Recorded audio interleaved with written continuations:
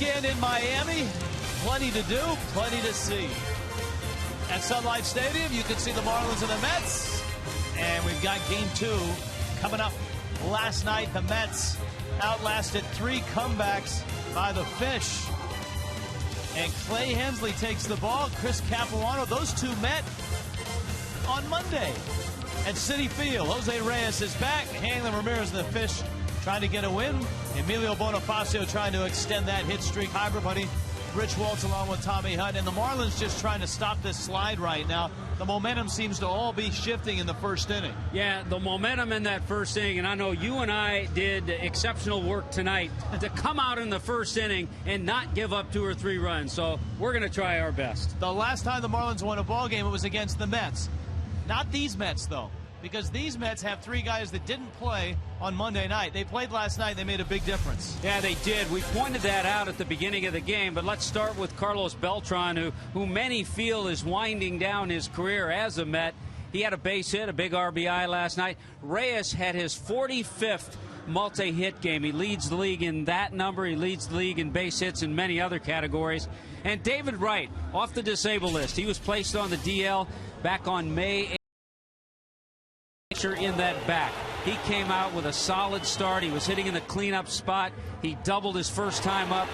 He doubled in a run. He did it again later in the game. So a nice night for David Wright. A couple of doubles, a couple of big ones for the Mets. Clay Hensley makes his second start of the season. The last time he started against the New York Mets was 2006. What should we expect to see different from start 1 to start 2? You know, I think he wants to go out there with the same plan, and what he told you is he actually thought he was amped up a little bit too much, and we thought he looked pretty good, especially with the attitude that he was used to having coming out of the bullpen. But here's a guy who's done a little bit of everything at the major league level. He's thrown a complete game. He's thrown a shutout. He has 7 saves, and now he's making his second start this year as the Marlins, his 42nd career start in the major leagues. And of course, the trick here is that both Clay Hensley and Chris Capuano are facing each other again in less than a week.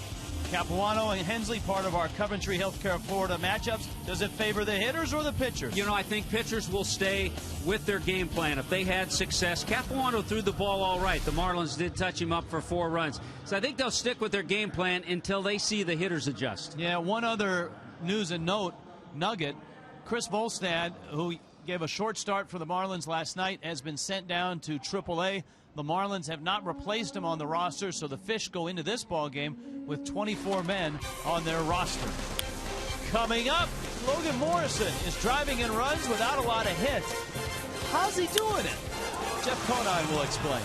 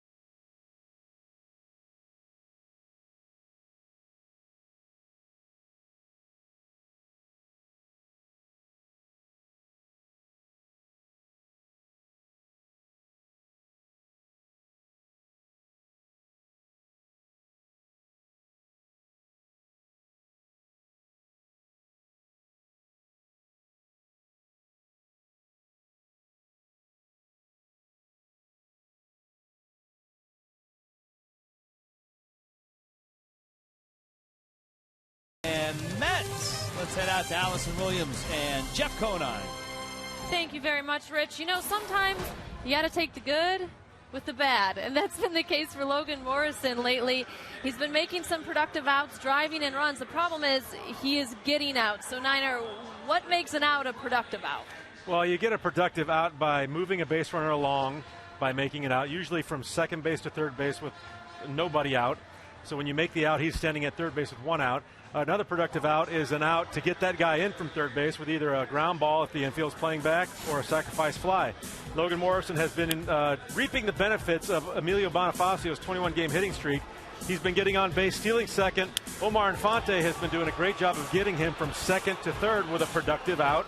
And then Logan Morrison follows with another productive out of either getting a ground ball to the infield when they're playing back or a sacrifice fly to score those runs. So even though he's only got 17 hits this month, he's got 21 RBIs thanks to Bonifacio getting on third base with less than 2 outs. Yeah, last night we saw that he drove in 2 runs, but he was never able to get a hit. Logan Morrison now just 1 for 17 on the homestand. He's been moved to 6th in the lineup.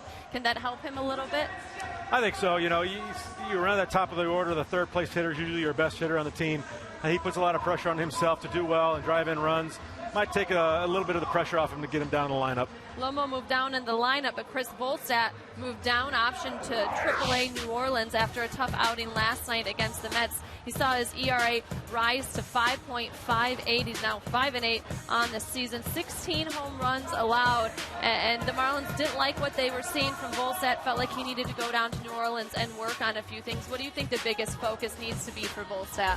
Volstad's biggest thing for me is consistency. You know, he has shown at times stretches of games where he's thrown the ball very well. He'll throw the ball very well within games, but have those big blow-up innings like he did last night. So he needs to be consistent, and hopefully it's a mental thing. When you got to go down to AAA and work on these things, get mentally tough and decide that, hey, this is going to be my last chance, and get mentally tough and get some consistency and go after hitters. All right, Volstad struggled in the first inning yesterday, as the Marlins have lately. The first inning just around the corner here. It's up to Clay Hensley to go out there and perform for the Fish in his second start of the year. Looking for his second win. Game 2, Marlins-Mets next.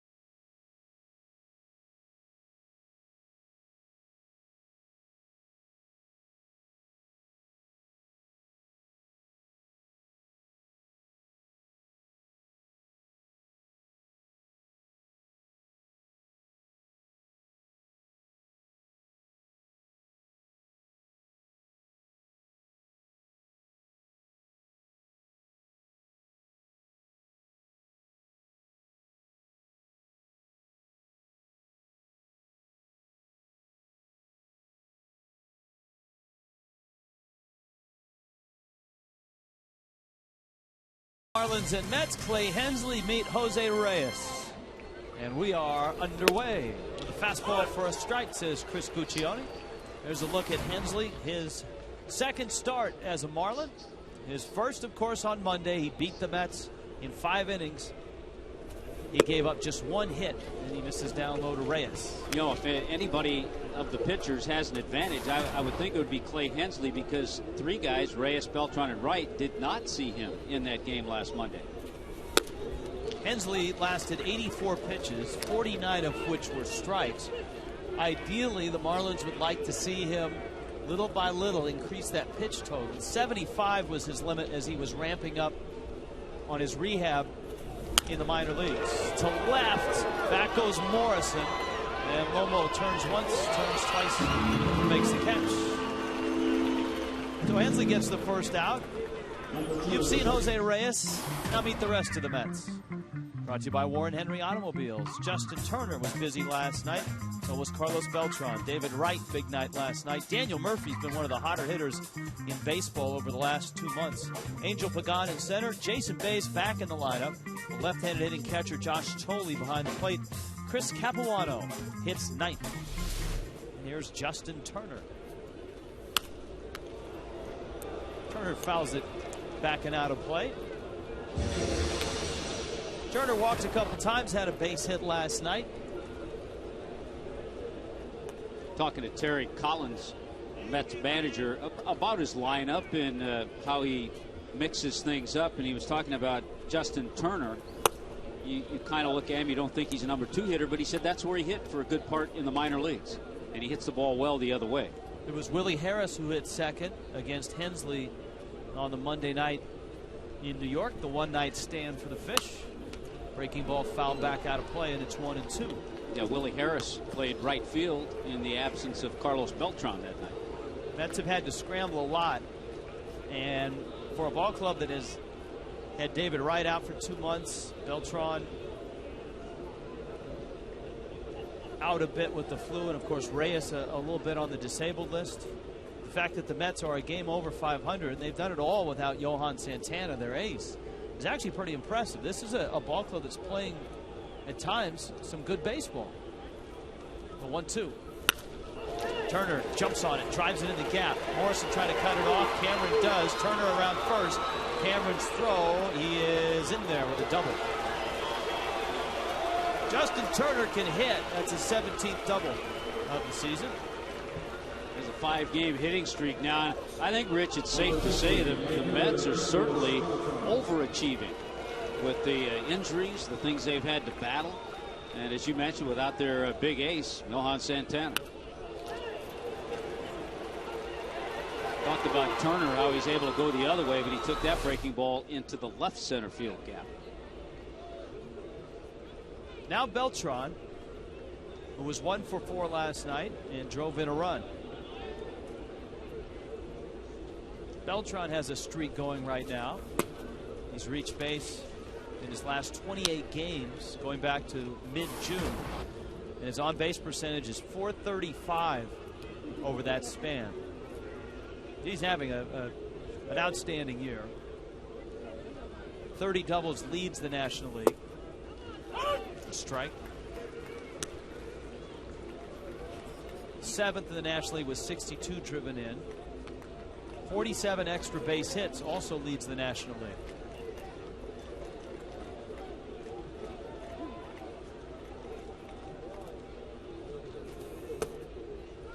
Hensley misses in. An eerily similar start as Terry Collins looks on. Of course, he managed the Angels and the Astros, first year managing the Mets, but the second batter that Willie Harris you talked about doubled at Citi Field last Monday. Hensley, this is down low with a changeup, and it's 3-1. I think one of the keys for Clay Hensley is to get his pitches and be able to establish all of his pitches, because he's not going to be able to throw and blow the fastball by guys. But if he can use the curveball and the changeup, then he has success.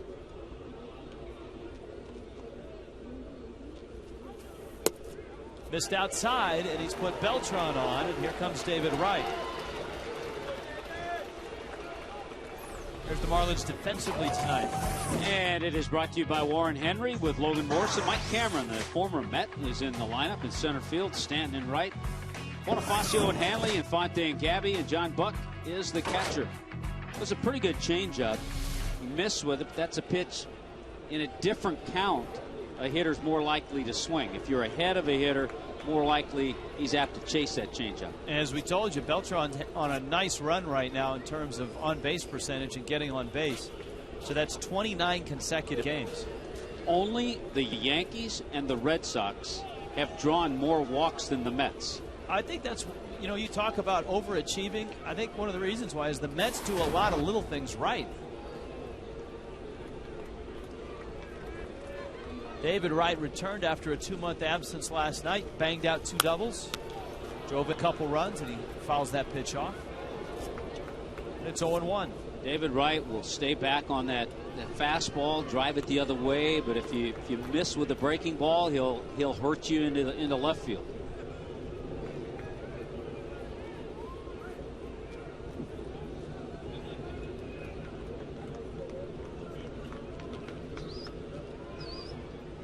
Here's the 0-1. Center field, Cameron lines it up, and he makes the catch. Mike with a nice throw, keeping Turner at second. Hensley has the second out. And with runners at first and second and 2 outs, how about a check of the weather? All year cooling brings it to you. 90 degrees at game time.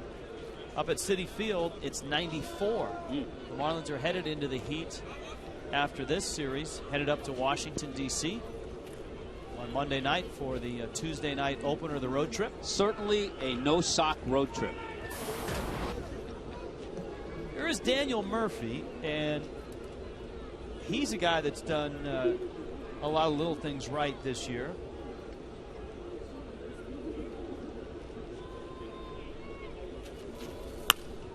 He's a guy that I think if you asked anybody around baseball since late May who are the hottest hitters around, Daniel Murphy's name wouldn't pop up. But since May 21st, he has the 3rd highest average in all of baseball. He's at 349. Breaking ball misses inside. The Jacksonville product added to that with 2 hits last night. Been a valuable guy. Plays all over. Played third base up in New York. And with Wright back, he finds himself at first base. Hensley with the count now 2-1. The other thing Clay Hensley said about his last start, you can see Murphy's last 4 months. A good June, very good July.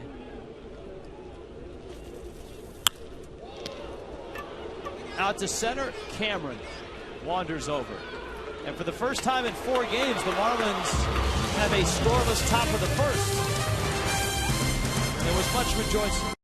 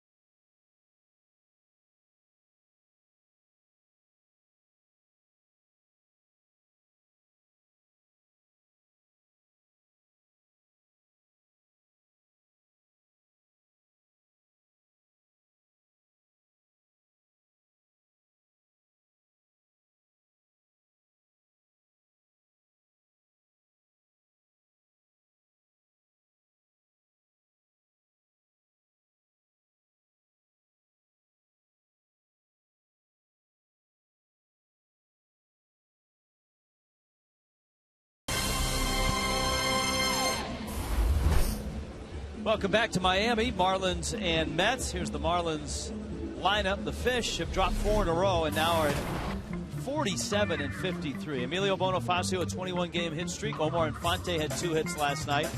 Gabby has moved up in the 3 spot with the lefty on the mound. Hanley hits cleanup. Stanton's hitting 5th, and Logan Morrison drops down to 6th. Mike Cameron hits 7th.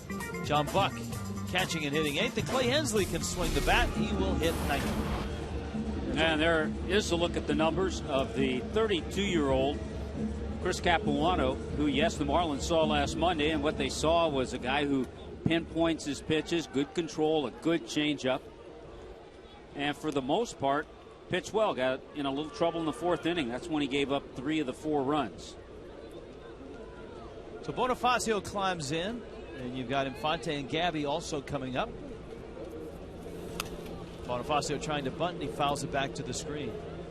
Against Capuano on that Monday night, Bonifacio singled in 4 trips against him, and he didn't get to him until the 8th inning.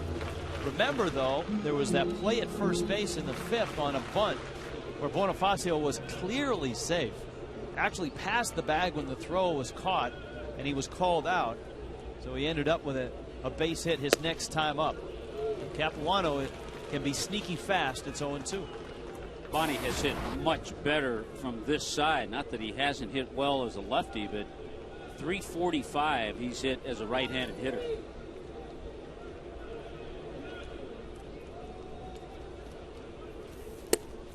Capuano dials up 90 and strikes out Bonifacio.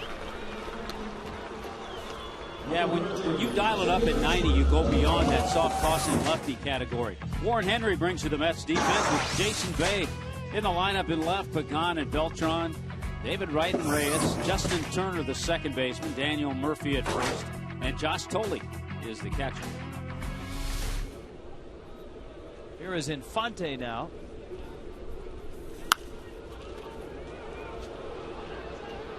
Murphy over to the wall, and it's out of play.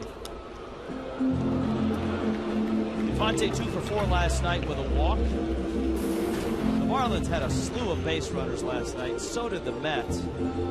It was a 3-hour and 34 minute game, and the Mets outlasted the Fish 7-6. But it seemed like every inning, each team had a couple guys on base. Marlins came back to tie the game 3 times. Capuano bounces it up there. He does have a little more velocity. He can get up to 91, and as Tommy pointed out, that takes him out of the soft tossing lefty club. And one of the reasons why is spring training work with Sandy Koufax. A little more of a tighter hip turn has given him some velocity. Yeah, he's not going to have that Koufax velocity, but he's a smart pitcher. We talked about that. He knows how to pitch, and he's gotten new life as a free agent signee of the Mets, and a terrific pickoff move. And he strikes out Infante. So Capuano strikes out Bonifacio and Infante. And here comes Gabby Sanchez. We've seen the breaking ball. That's what he got Infante on. We saw a changeup, good changeup to Infante, and he struck Bonifacio out on the fastball.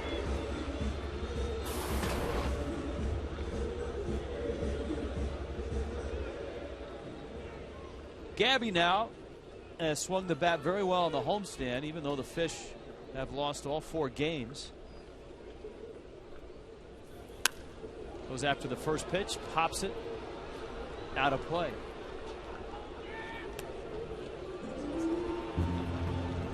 Not only have the Marlins given up 12 first inning runs in the 4 games that they've lost, but they've scored only once.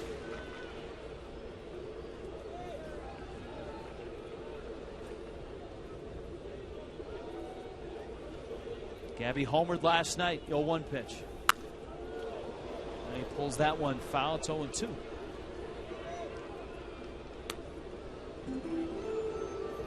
The switch with Gabby moving up to the 3 spot, Morrison dropping down to the 6 spot. Is it in response to Capuano on the mound? Yeah, I think it's more because the pitcher's a lefty. Jack was saying had it been a righty, he might have moved Morrison to the number 5 spot. Mike Stanton hitting 5th in this ball game. Gabby fouls it back over the screen. But I think he, either way, would have had Gabby in the number 3 spot just because he likes the way he swung the bat better lately. He certainly had a good series against the Padres. Speaking of the Padres, they were up in Philadelphia, and they're still playing in the 9th inning in an 8-6 ball game. The Phillies beating the Padres. That is in the top of the 9th with 2 outs. Here's the 0-2. Chris Capuano, ladies and gentlemen, striking out the side. The lefty out of Duke goes 1-2-3 through the fish.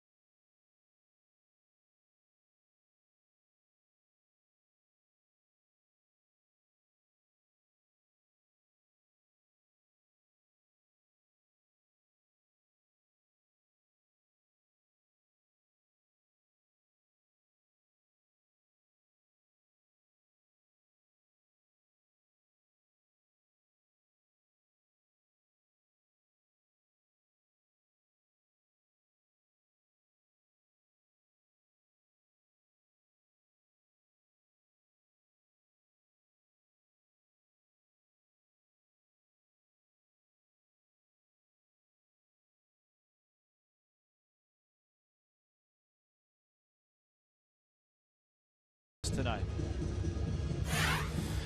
Fish fans, have you visited the new Marlins ballpark sales headquarters in Miami? The luxurious new facility provides fans the opportunity to explore an actual ballpark suite, see all of the new amenities, and experience a 3D view from any seat.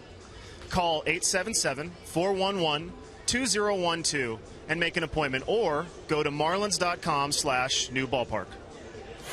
Oh, that's a terrific read. That right there is going to give Gabby Sanchez a little contest. There was some nice phrasing there by Greg Dobbs. See, I was just going to go there. I was going to say Dobbs and Gabby have to be the 2 best that we've seen in some time. That one pulled foul by Angel Pagan with Jason Bay, and Josh Tolley coming up in the 2nd against Clay Hensley. 2 very different innings by the starting pitchers. Hensley gave up a double and a walk and had 3 fly ball outs. The 1-1. Chris Capuano struck out the side. Capuano threw 11 pitches. Hensley now at 22.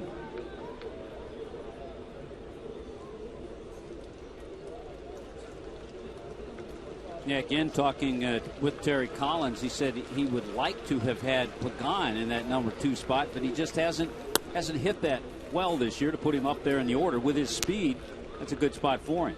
We talked about that last night. Pagan's numbers have dropped off from last year. He just turned 30.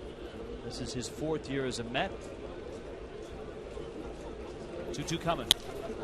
Gets into that one and drives it to right. Stanton goes back at the track. He makes the catch.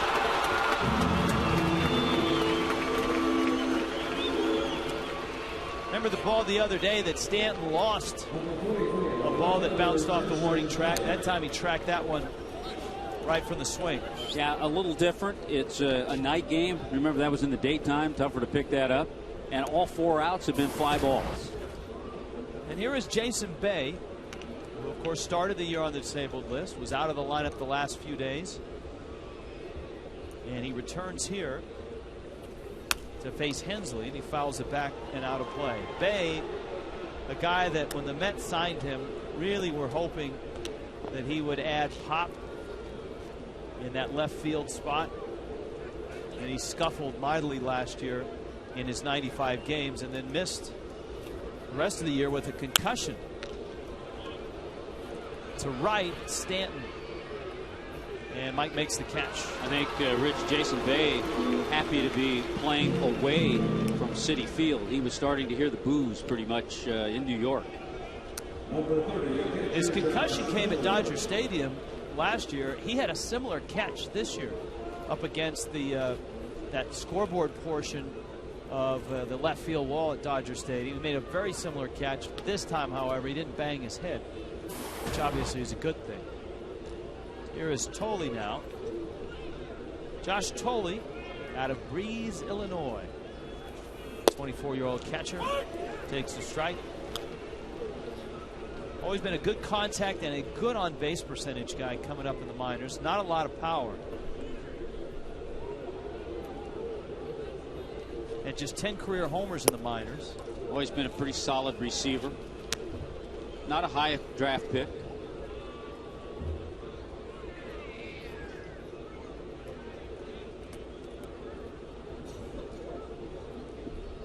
Hitting in the 8th spot tonight, and Hensley misses outside.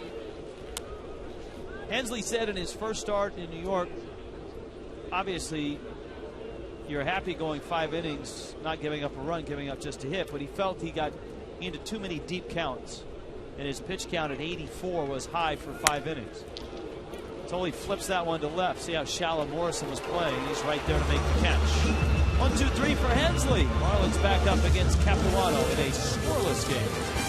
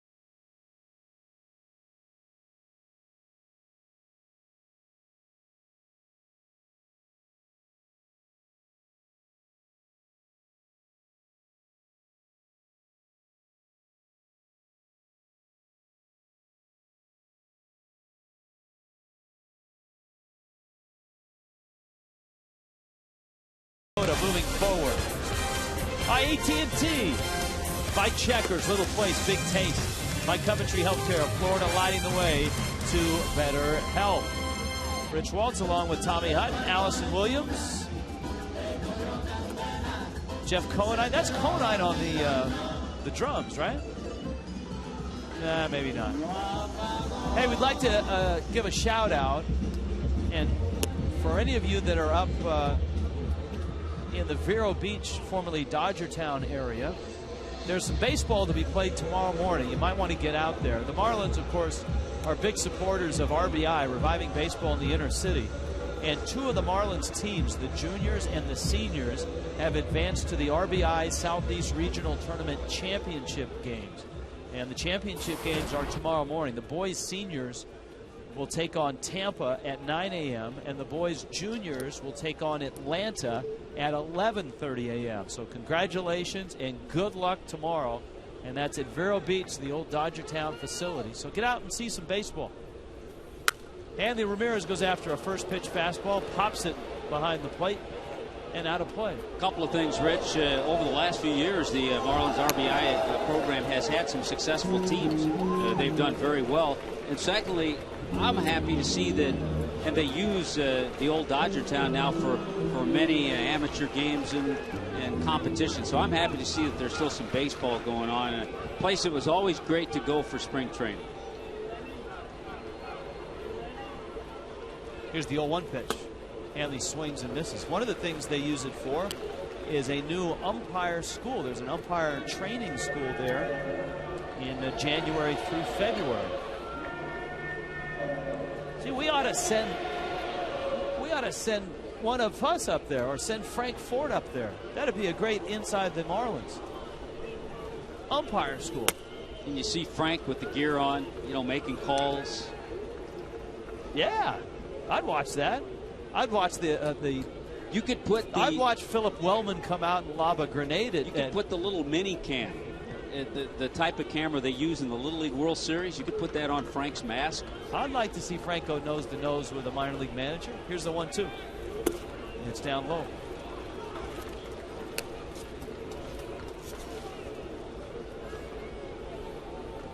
Yeah, the odds of getting to the big leagues as an umpire are a lot smaller than getting there as a player. That is a long road that those guys have, because they start at single A and climb their way up. All the umpires that are on the field right now have all umpired in the minor leagues. Boy, and they can tell you some minor league stories too. And in the low minors, it's only a two-man crew.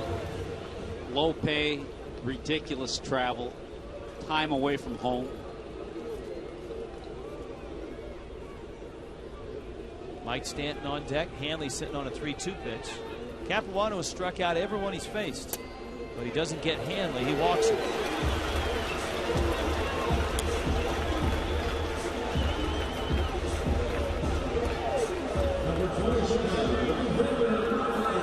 One of the big hits off Capuano in New York was a double by Mike Stanton that drove in a couple of runs. Stanton last night, you see the line, 1 for 2, a homer in 2 runs.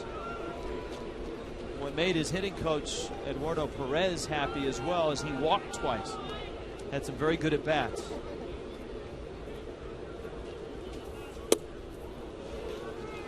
Boy, this was a great at-bat too last night on the 10th pitch. Took one deep and took it to the opposite field. Had to backtrack and touch first base. Home run number 21 last night. Capuano, as Tommy said, has one of the best moves in the big leagues. You talked to Daniel Murphy about that, being a first baseman with a left-handed pitcher with a great move. Yeah, he said he has to pay extra attention, because if he's not on the ball, he'll get picked off as well.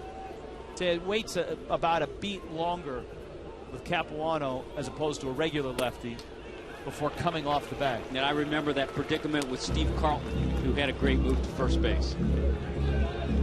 Capuano has a great move. He also has a bionic arm. This is a guy that has had 2 Tommy John surgeries and labrum surgery.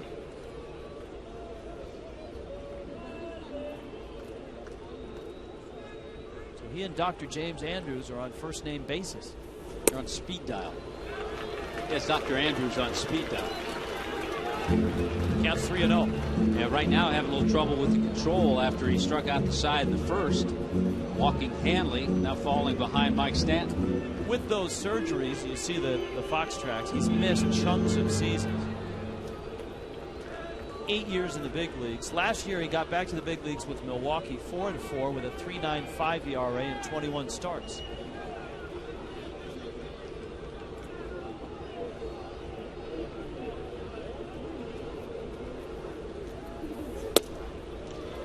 And I think he's given the Mets what they wanted, and that's a back of the rotation guy that will eat innings. A veteran guy. If you count this year, his 19th start now, count this year, you go back to 06, he's had 43 starts, and he's just 17-25. Stanton fouls it back, and so the count is 3-2. Mike Stanton, with his 21 home runs, almost equaling his output last year. This his first full season in the big leagues.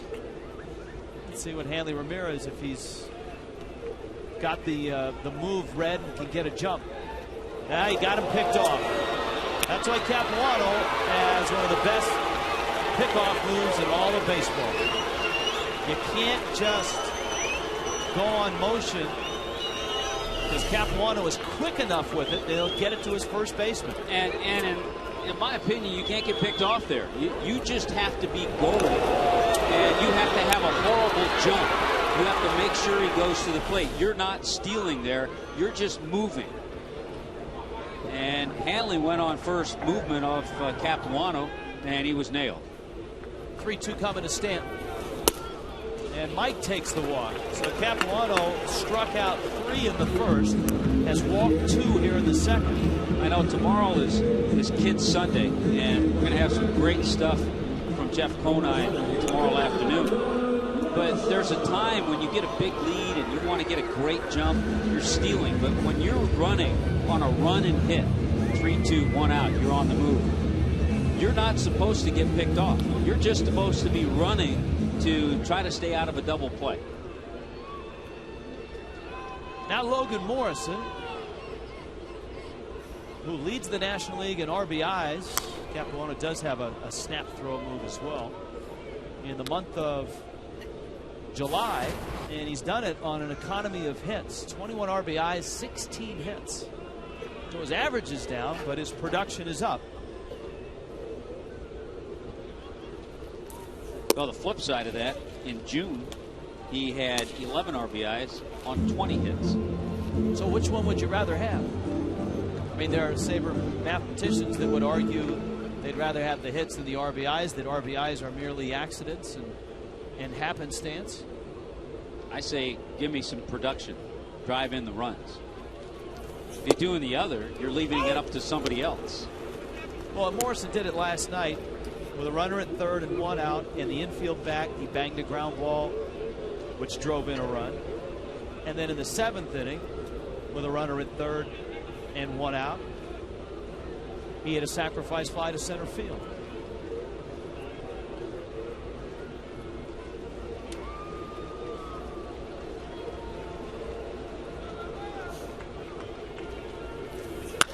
Morrison cranks that one into right field. Stanton to second. Will stop there as Beltran was up with it quickly. Going back to my conversation I had with Eduardo Perez last night about Logan Morrison, how he wants him to stay back and think line drive to shortstop. Sometimes, and many left-handed hitters over the years will tell you this, facing a left-hander will help your swing, makes you stay back. So by thinking that way, he had a good swing there against Capuano, and that snapped an 0 for 11.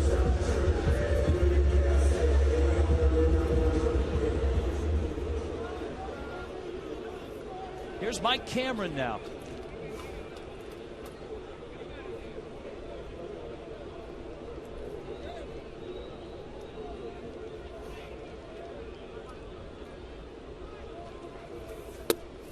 And Cameron takes a strike. Cameron an 0 for 1 last night.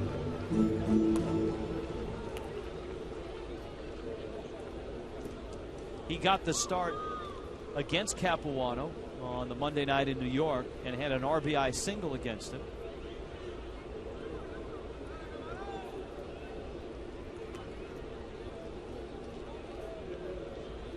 The 0-1 pitch.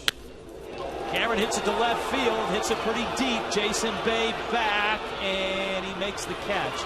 Stanton retreats to second. Morrison back to first. End of the bat for Mike Cameron. Boy, he had the right launch, pretty good lift, but I don't think he got it on the meat of the bat. A good swing. It was Cameron's single in New York that drove in Mike Stanton after Stanton's double.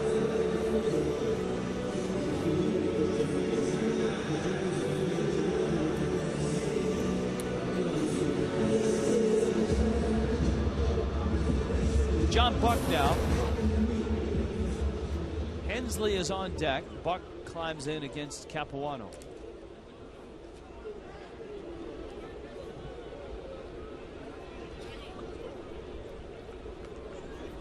Buck just 0 for 3 against Capuano. They have not met much at all. And he pops it up. Murphy approaches and makes the catch. And the Marlins' second fizzles out with a caught stealing and 2 runners left on base.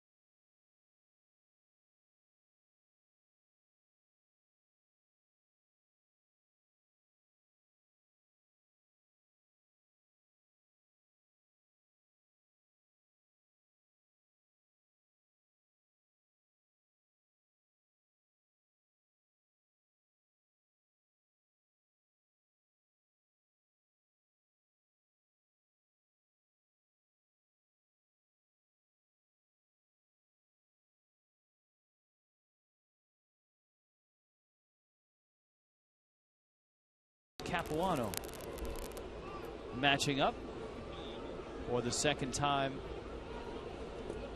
in what, 5 days? And these two guys, Capuano and Hensley, are going to face, I don't know if they'll face each other, but the Marlins are going to see Capuano and the Mets are going to see Hensley again, because the Marlins are going to get to New York at the end of the road trip after going to Washington and Atlanta. Yeah, if you start doing the math. Now the question for the Marlins is this: with the off day, do they accelerate the rotation and just skip Volstad's spot and everybody stay on turn? Or do the Marlins bring up a starting pitcher and insert him into the rotation and everybody gets an extra day of rest? I don't know if that decision has been made. The Marlins are playing tonight with only 24 men because Chris Volstad has been optioned to New Orleans. You know, I think so much of that, you just have to assess the starting pitchers and see how they all feel. If they all are feeling fine, then you don't need to give them that extra day's rest. And so then you can go a turn without using 5 starters.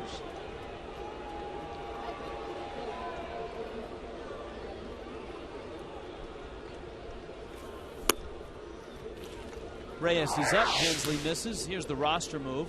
Volstad 5-8 with a 5.58 ERA. And of course, last night gave up 3 runs in that first inning. Reyes takes a strike. Volstad had a stretch of games in which he was ineffective. He was yanked early in the Chicago start. But that came after 3 starts where he was really, really good. And I think Jeff Conine said it best on Marlins Live. What the Marlins are looking for with Volstad is consistency, not only from start to start, but within a start. There's that good curveball. All of a sudden, getting a nice groove and a nice rhythm with the changeup and the curveball. Here's the 1-2 to Reyes. And for Hensley, that enhances that pitch. That fastball is 86. He'll get upper 80s. But when he has the other 2 working, it just makes that fastball better. Amazing thing about Hensley is he did not start to pitch until he was 21. Ground ball up the middle. Infante scoots over and gets it and throws it speedy Jose Reyes out. First ground ball out tonight. Who looks better in a uni, Jose Reyes or Dan Patrick? Tough to tell. Weekdays on FSN, the Dan Patrick Show. It's a must-watch, 9 a.m. on FSN. But I can picture Dan Patrick in the Jose Reyes hairdo. Giving the claw when he legs out a double. Justin Turner doubled in the first.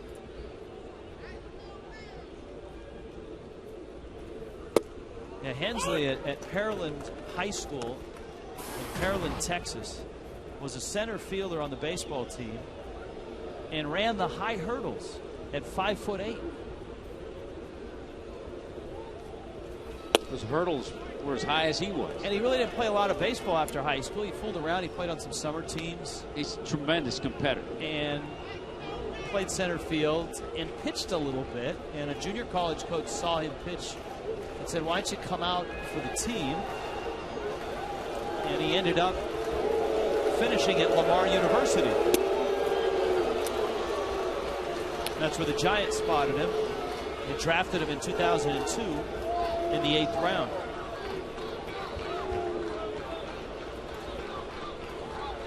Yeah, you don't make it in this game on the mound at his size if you are not a tremendous competitor. Driven into right center. Cameron plays it off and hop. It bounced by and Stanton picks it up. That's going to be a double, the second one of the night for Justin Turner. I think ever since that U2 concert, we've seen more strange hops in the outfield than we have in the infield. Saw one skip by Logan Morrison just the other night. Cameron there, and then all of a sudden that ball changes directions. He's about ready to pick it on one hop. Changes directions. Good job by Mike Stanton to back up and hold Turner to the double. You could see the sand kick up when that ball hit. So Turner now with 18 doubles on the season. And Hensley will have to face Beltran with Turner at second. One of the things Hensley in his career has experienced, he had a couple of solid seasons in San Diego as a starter, and in one of those seasons he gave up one of Barry Bonds' historic home runs, number 755. That one tied Henry Aaron.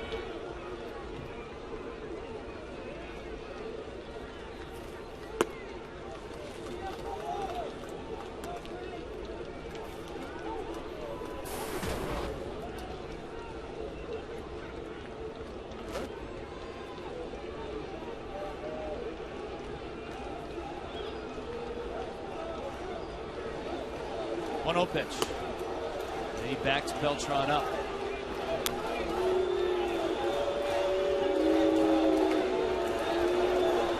The obligatory "Let's Go Mets" chant.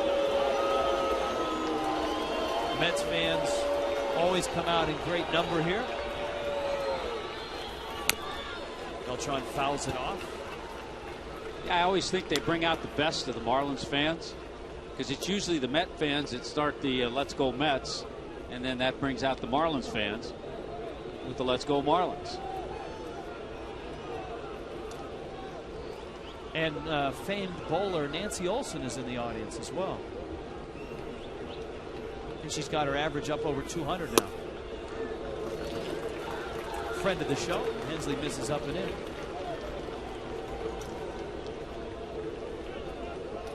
I think she just won one of the NFL alumni bowling tournaments a couple weeks ago.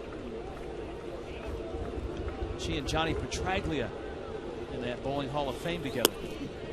Hensley misses away. Beltran is aboard. That's the second time Hensley has walked him, and he'll go after David Wright. And the Mets had runners at first and second and one out in the first and didn't score. Now they have them with 2 outs here in the third. And it looked like Hensley would have a quicker inning after he got the first 2 outs before that Turner double.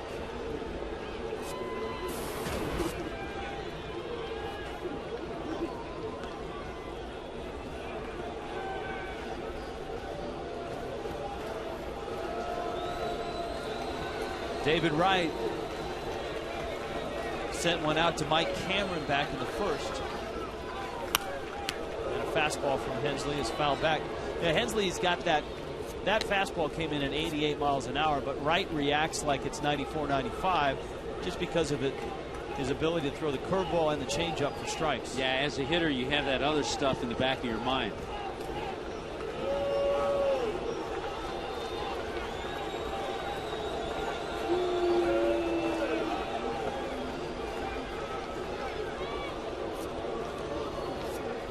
Hensley, even though he was a short guy in terms of bullpen use, 8th inning man, and of course at the end of last year a closer, he still kept working from the windup without anybody on base. So the transition from that job to starter, it wasn't hard because many of the specialists, the 8th and the 9th inning guys, go simply from the stretch. I like what he did. There was a little indecision, and you saw Hensley wave his glove to tell John Buck, come on out, I need to talk to you about something.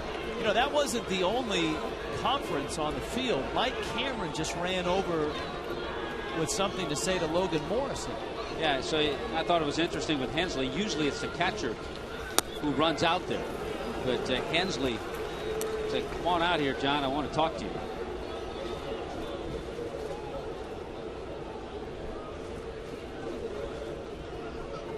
Justin Turner a double. Beltran drawing his second walk. 1-1 pitch to right. Drives it to right center field. Stanton is in and over and there. And Hensley is through 3 scoreless innings. He has thrown 8 scoreless innings against the Mets now.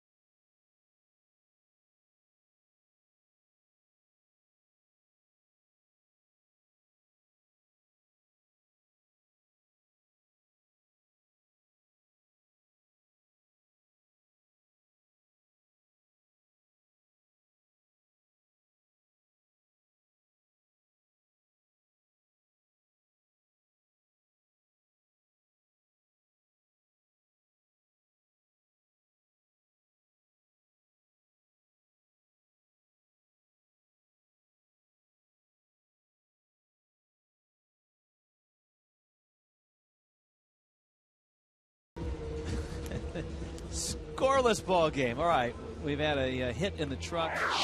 Now the poll question appears. Love those computers. That's a good question. Best manager in Mets history: Yogi, Gil Hodges, Davey Johnson, Willie Randolph, Bobby Valentine. Wow, that's a good poll.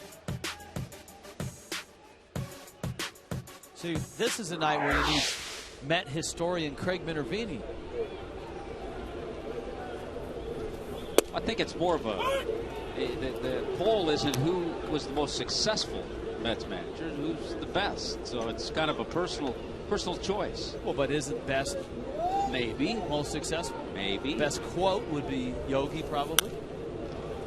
But as far as wins and losses, well, then where's Casey Stengel? Casey wasn't there. Yeah, I mean, he was loads of fun in that first year. I love walking through the hallway at Citi Field when we come out of the Marlins clubhouse and walk down the corridor to get to the elevator to come up to the television booth. They have on the wall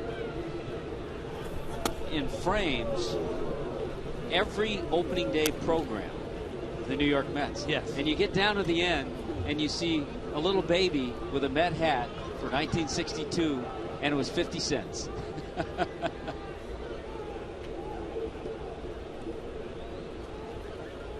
1-2 pitch. Hensley takes inside. It counts 2-2. Clay almost had a hit against Capuano on Monday. He hit a soft pop into shallow left field. And it was a great stop by Ruben Tejada, who was with the ball club at the time. Hensley strikes out. So the first time through for Chris Capuano, 4 strikeouts. Up comes Bonifacio now. That's not fair there. He threw a pretty good breaking ball to his opposing mound mate to strike out Hensley.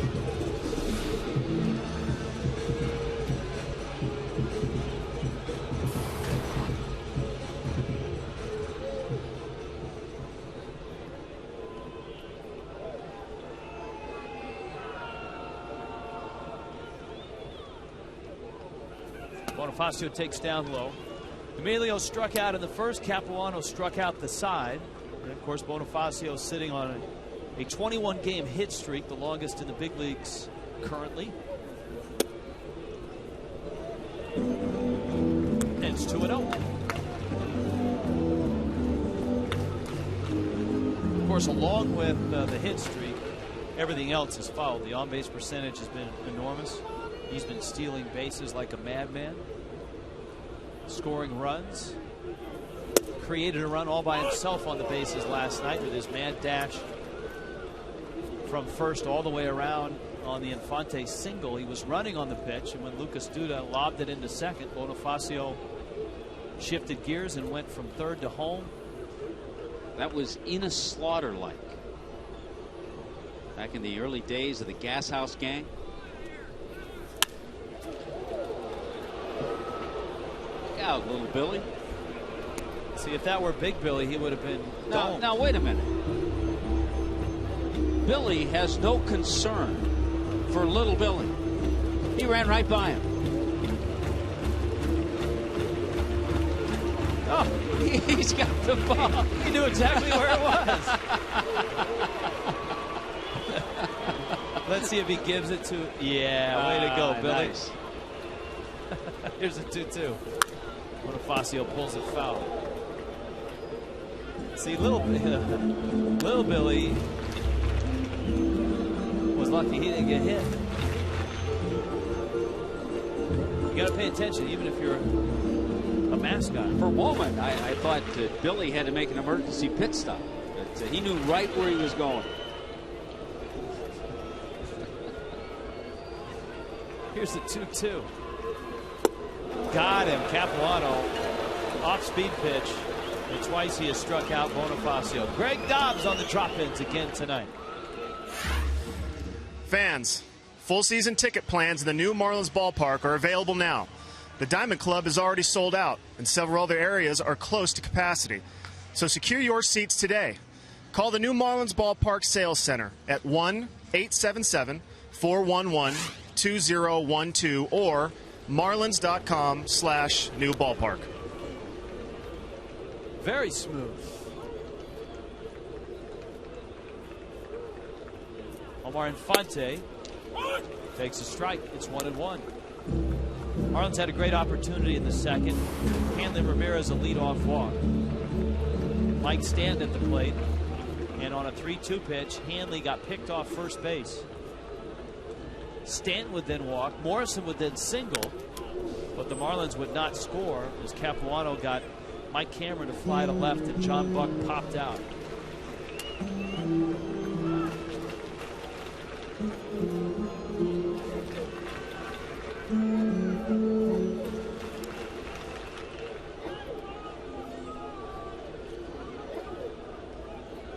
Well, Capuano doing what he does best, keeping hitters off balance and then running a fastball in just to tie up Infante enough. Both pitchers on their game, scoreless as we go to the fourth. Mets and Marlins.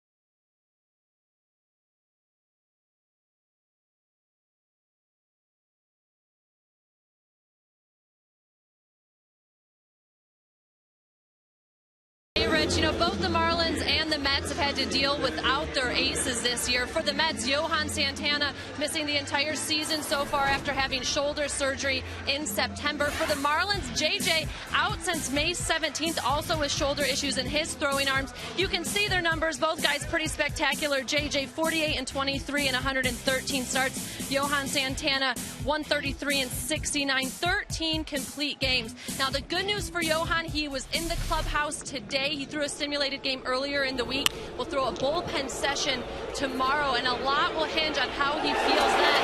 It's a great catch by center fielder Mike Cameron. And Johan said he was just glad to be back with his club, proud of how the guys that played without him. The Mets are a game over 500. The Marlins without JJ, though, struggling. 23 and 37 without their ace. And he is currently still working on his strengthening program, trying to get better. Still no throwing after having a cortisone shot 3 weeks ago. Guys. Thank you, Allison. Tommy, just watching that full screen shot, the first step, the angle, the dive, that's vintage Mike Cameron. That's a 3-time Gold Glover. Oh, Clay Hensley loved it. That's a thing of beauty. A spectacular out to open up the fourth, robbing Daniel Murphy of extra bases. And a quick out, too. Angel Pagan is up. Hensley needs a few of those. Pagan flied to left. We've got Jason Bay coming up as well here in the fourth.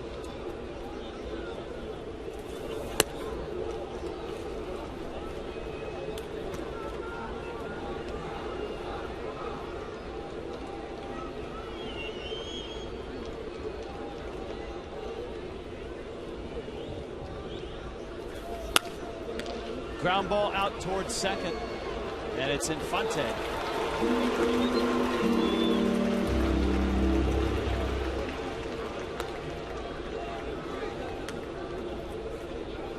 Let's flip the phone. The AT&T trivia question tonight. Geff, lonely there. No DVH. Bill Beck filling in. Name the 2 Mets Ford C. Frick Award winners. Bob Murphy. Bob Murphy's almost a no-brainer, and then you have to go back a little further. Lindsey Nelson. Ralph Kiner. Well, Ralph Kiner's in the Hall of Fame as a player. Lindsey Nelson. Had to have Lindsey go in the Hall of Fame just so he could wear one of those sport coats. Yeah.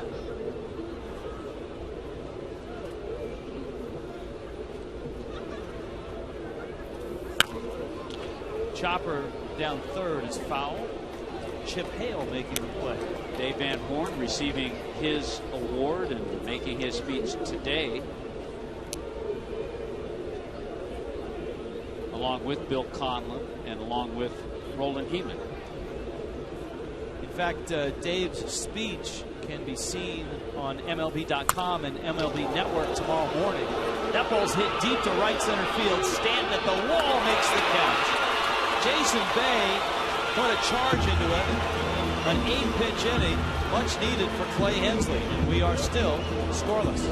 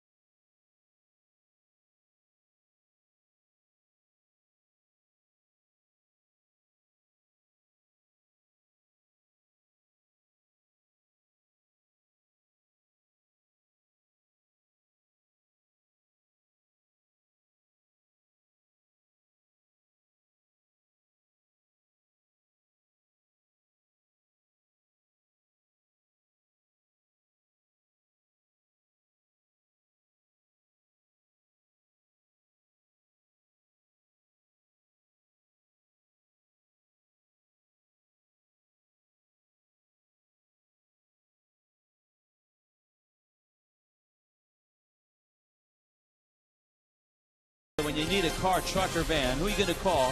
1-877-Marooney. And by Subway, eat fresh.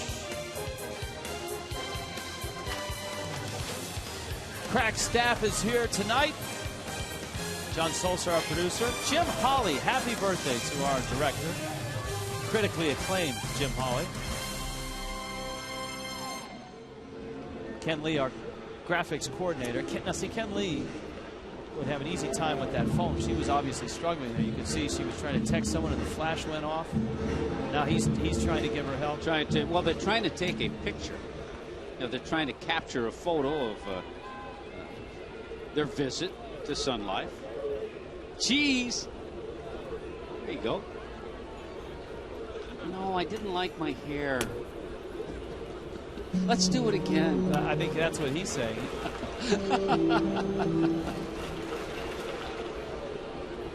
Marlins trying to do some damage against Chris Capuano. Gabby Sanchez, Hanley Ramirez, and Mike Stanton. Capuano at the knees for a strike, and it's 1-1. Gabby struck out back in the first. Capuano has 5 strikeouts. He's walked 2. Marlins had a great opportunity in the second. Capuano right now is cruising. Did he go? Yes, he did. I think he did.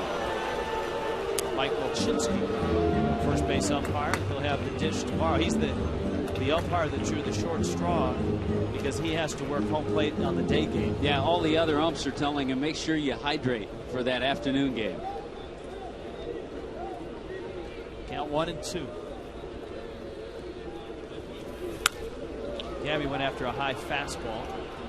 Capuano always was a handful for the Marlins. You're going back to especially 2006 on, whenever he would face that young team, such an aggressive Swede team with Ugla, Cody, and Hanley. That team had trouble against lefties with a good changeup. Capuano is 4-3 with a 3.24 ERA. This is his 10th start against the Marlins. Yeah, that 05 season, Capuano won 18 games. This Marlins team is built obviously differently than 06 all the way through last year's team, which was usually the team that led the National League in strikeouts. Well, it goes back to what Niner and Allison were talking about on Marlins Live about productive outs. Arizona and the Marlins were always dueling for that honor. Arizona usually edged them out. Mark Reynolds was the difference maker. And then they sent Reynolds on to Baltimore. He was the difference maker. 1-2 coming. Gabby, a liner off the glove of right, and down the line it goes. Gabby Sanchez with double number 24 on the season. Well, it's a nice start to this 4th inning, and I think you're right. I think it just ticked off the end of David Wright's glove. There's the breaking ball. Gabby stays on it. Our checkers double of the game. And, yeah, you can see it just changed direction a little bit. He slowed it up, but Gabby with a nice 2-base hit and a good way to start.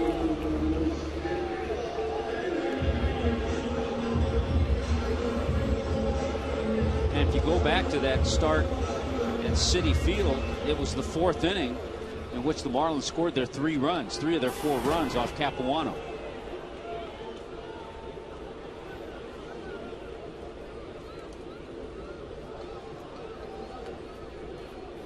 So here's Hanley now. Gabby's got a big lead at second. Ground ball short. Reyes throws a dart over to first. Gabby unable to move up. A non-productive out. You know, you're hoping there that against the left-hander, sometimes this will help you get a base hit. You stay back, you try to shoot a ball the other way. Worst case scenario, you hit a ground ball and Gabby ends up at third. Hanley got out front and hit that ground ball to short.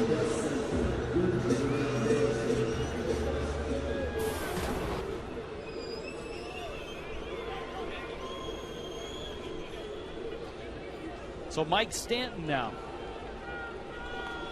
Remember, Stanton walked after Hanley got picked off in the second, and Gabby almost gets picked off. Well, you can see how quick Capuano is. We know he has a great move to first, and a lot of that is deception. But his quickness to second base is because of his quick feet. And Gabby just does get back.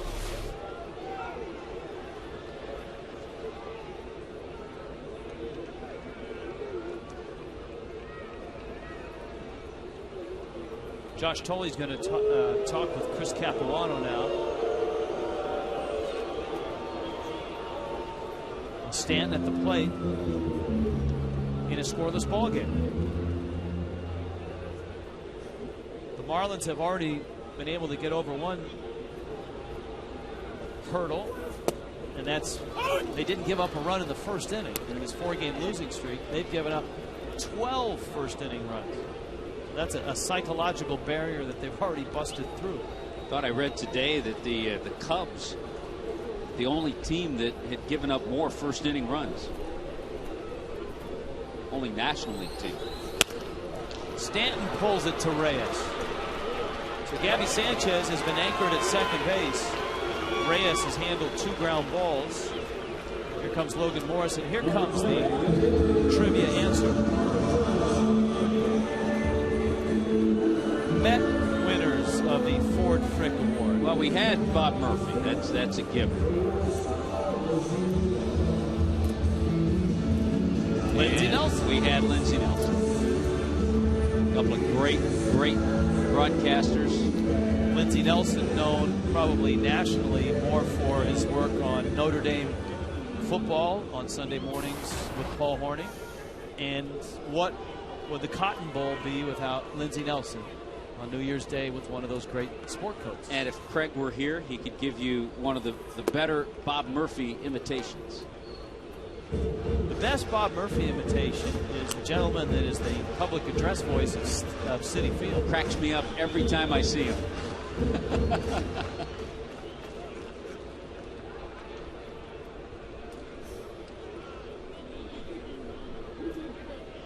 Morrison single to right, the only other hit besides Gabby's double.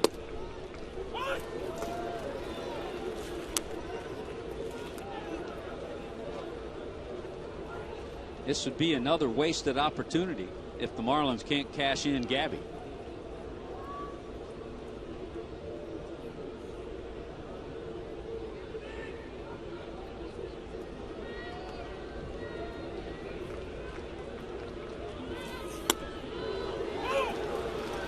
Another strike, and it's 1-2.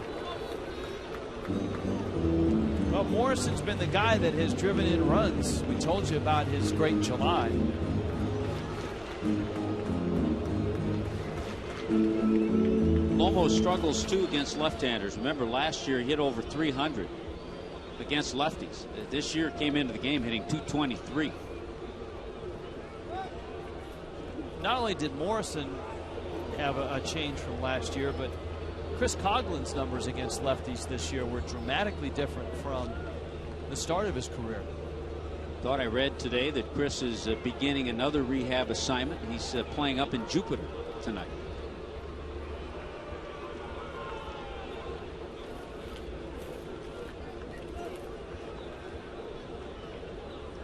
Morrison steps out, now back in.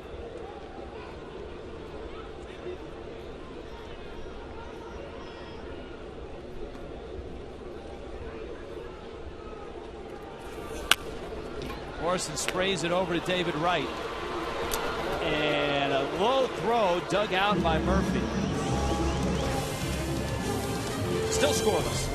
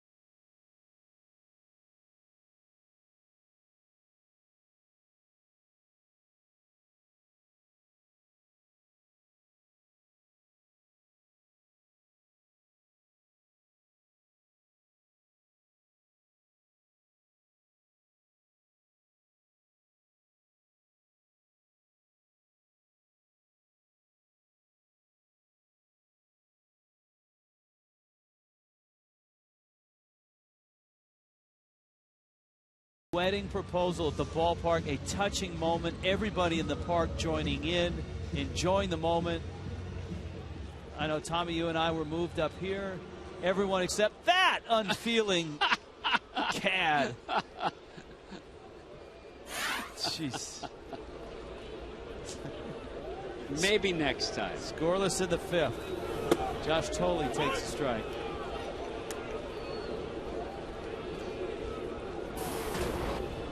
Capuano and Jose Reyes will follow. Tolley lined to left back in the 2nd. The Marlins play their outfield shallow and way over to left field against Tolley. Well, remember, Tolley hit a shallow fly ball to left field for an out his first time up.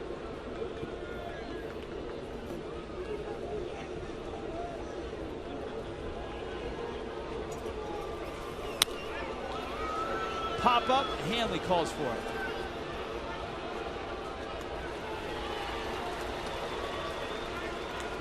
Going out here in the 5th. We look forward to the Marlins' upcoming schedule. Brought to you by Just for Men Hair Color. Mets tomorrow, 12:30 start on a Kids Sunday. And then it's on to Washington for 3 games on Tuesday, Wednesday, Thursday afternoon, Friday night, Saturday night, Sunday afternoon in Atlanta. Just as we look forward to the upcoming schedule, you can live forward with Just for Men Hair Color.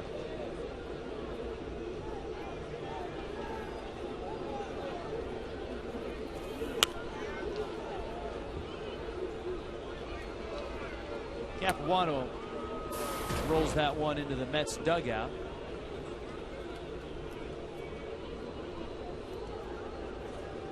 San Diego Padres had a nice comeback up in Philadelphia. That is until Chad Qualls came back onto the mound. The Padres tied the game 3-3 and actually took a 4-3 lead in the 7th on a Cameron Maben home run. Qualls came in, and the Phillies hit 3 home runs against him. He had given up just 1 homer all year. And the Phillies go deep. Brian Howard, Michael Martinez, and Chase Utley. I'll tell you what, over the last month, Michael Martinez has been their MVP. The Reds jumped all over the Braves, 11-2. Unbelievably, especially after last night, where I believe there were 7 home runs hit in the game. Nobody homered in the game today. Hensley strikes out Capuano. There was a Dan Uggla pinch hit home run that was the difference maker last night. And Uggla did get a hit. He was in the starting lineup. And so I think his hitting streak is 14 games now. He's 1 for 3. Yeah, his pinch hit, the home run, it's extended that streak to 13. The amazing thing is, Uggs has got a 14-game hitting streak, and he's still under 200. Ground ball in the hole. It's going to be a tough play. Hanley, quick release. Reyes. Ball gets by. Reyes did not turn. Well, Reyes running well. That's a hamstring tester right there, that infield base hit. Now, are you buying the fact that the Mets are going to keep Reyes and then try to sign Reyes, because his name still keeps popping up here and there, not as prominently as Carlos Beltran? I would be very surprised if they traded him. Yeah, I'm pretty much bought into the fact that they're going to keep him. So if they're going to keep him, they're going to try to sign him. What happens if they can't sign him? Then they, I guess, settle for draft picks. Then you settle for draft picks. Now, I don't know if this is probably not legal. But if, let's say, a team like the Mets traded Jose Reyes, but before they traded him, they talked to him and his agent and said, hey, look, we're going to be a better team next year because we're trading you because of who we're getting. But you go to that team for a couple of months, and then we'll sign you. Runner goes. Reyes off and flying. 31 stolen bases. We knew that was just a matter of time, especially with 2 out, that Reyes was going to get himself in scoring position. Especially the way the Padres ran with 10 stolen bases in 10 attempts in 3 games this week.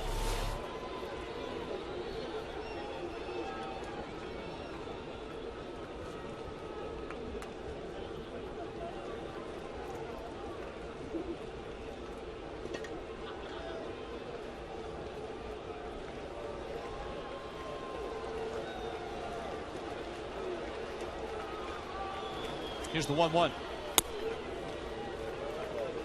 Tried to overthrow that curveball a little bit. JM Lexus presents our leaders of the game. Stolen bases in the National League. We just saw the Padres. We're about to see the Nationals. JM Lexus price made us #1. Click jmlexus.com to find out how. So it would behoove the Marlins to figure out a way to stop this cavalcade of stolen bases. Yeah, it doesn't get much easier against the Nationals. Now we'll see the Nationals manager Davey Johnson for the first time.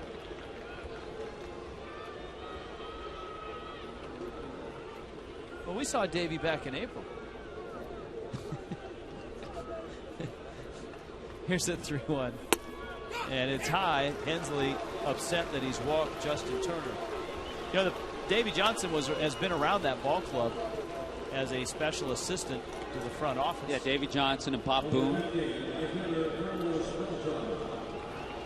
But yeah, you're right. It's the first time we've seen the Nationals with Davey Johnson as their skipper.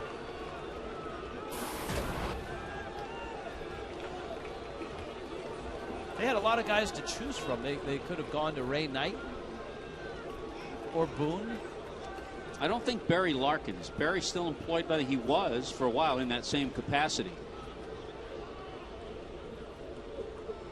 Well, Hensley has pitched around Beltran twice. Pretty hard to do it now with runners first and second. Walked him in the first, walked him in the third, and looked pretty disinterested in throwing anything that Beltran could hit.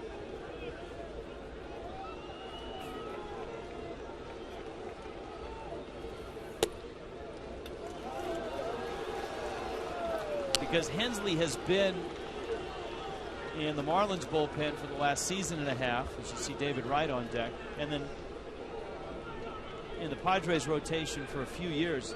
The Mets don't have a lot of history against him individually. Beltran is 2 for 6. Letter high strike, and he may have been fortunate to get that. It's 2-1. And aside a couple of innings, which have helped Clay Hensley, he's been able to get 1, 2, 3. 75 pitches he's thrown. Remember, he threw 84 in his 5 innings in New York. You see Hensley is visibly upset right now as he tries to get through this 5th inning. As Tommy pointed out, he got the first 2 outs. Reyes the infield single in the stolen base, the walk to Turner, and now Beltran. 3-1. They are loaded now. Well, after both walks to Beltran, Hensley has been able to get David Wright, who has flied to center and flied to right. Randy St. Clair on his way out to the mound. Well, the walks tonight have, to this point, not hurt Clay Hensley. Mets haven't scored, but he's really put himself in a jam right here to face Wright with a couple outs.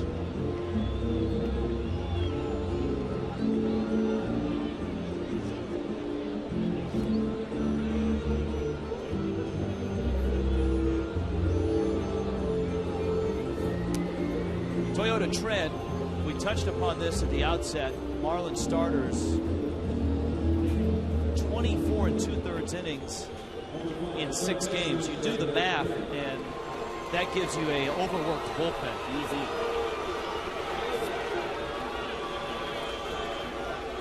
Mujica's been busy the last couple of nights. Cishek.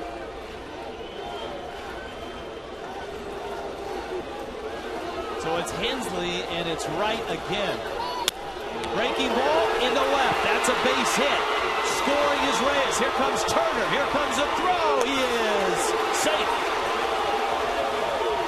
David Wright delivers. Mets lead at 2-0.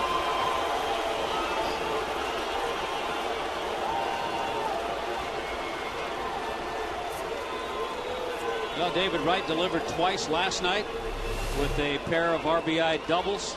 He hooks this ball in between third and short and produces once again 2 big RBIs, and there you have it. Those walks really hurt Clay Hensley now.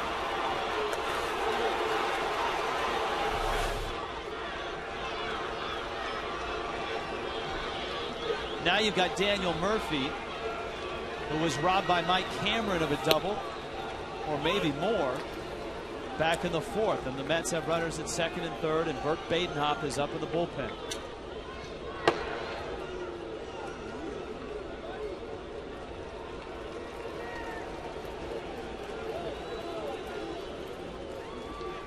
Murphy 2 hits last night. That fly ball towards the line. 0-2.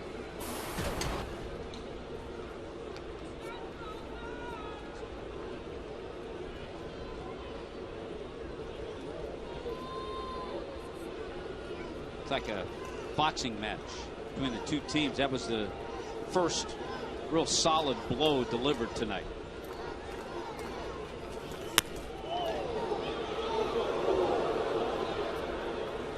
That one foul. Stays 0-2.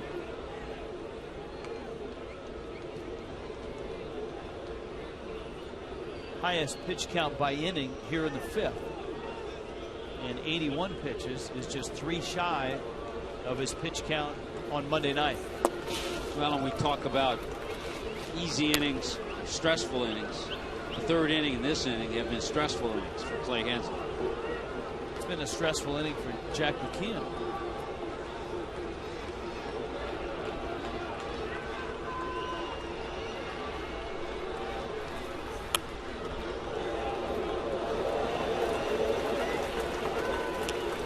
One and two still.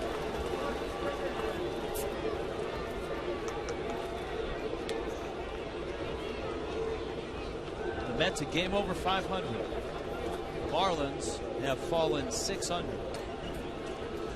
The Marlins' low water point this year 11 under. A 1-2. And of course, with the great run that the ball club had, winning 9 of 10, 13 of 17.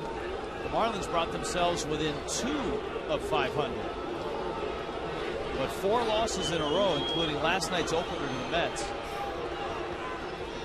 And the ball club was reeling a bit, the 2-2.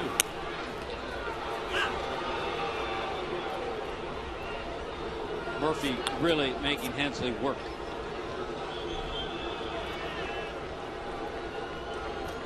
And I guess that's what you do when you're 9th in the league in hitting.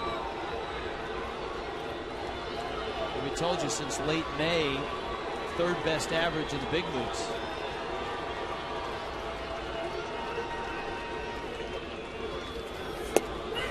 Got him. Hensley came back, caught the corner. Gives up a couple, though. The Mets had scored first. David Wright producing both runs.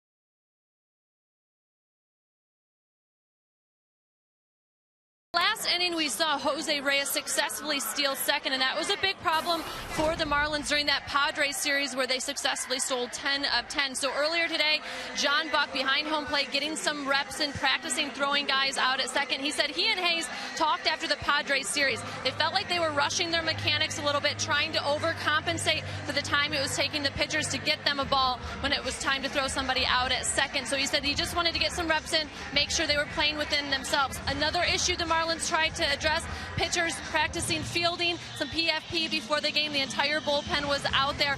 Also, something kind of different, Logan Morrison getting reps at first base. He said it's the first time he's gotten any practice there in a while, but it's something Jack wanted him to do. So if the need presented itself, he could pull a double switch and put Lomo at first. Guys. All right, thanks, Allison. Mike Cameron with John Buck in the pitcher's spot for the Marlins against Chris Capuano in the bottom of the fifth, and Capuano has been stingy. Just a couple of hits,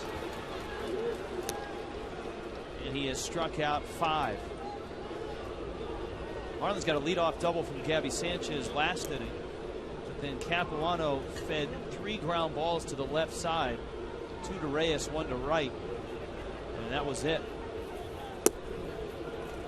Allison's report about Logan Morrison taking ground balls at first, we've seen Jack be very aggressive with double switches, and I think what he's looking for is just in case he has to take Gabby out of a game and he has an extra outfielder, he needs to know if Lomo can go from left to play first. Well, we saw him make a couple of double switches last night, and Jack saw Logan play first base in the minor leagues. 2-2 is high, and it's not any slight against Gabby Sanchez because, heck, Jack lifted Hanley Ramirez yesterday in a double switch. That's just to give him a little more flexibility. Cameron up there, 3-2 coming. Hit one to the warning track his first time up, and he walks. Third time now tonight the Marlins have gotten the leadoff man aboard.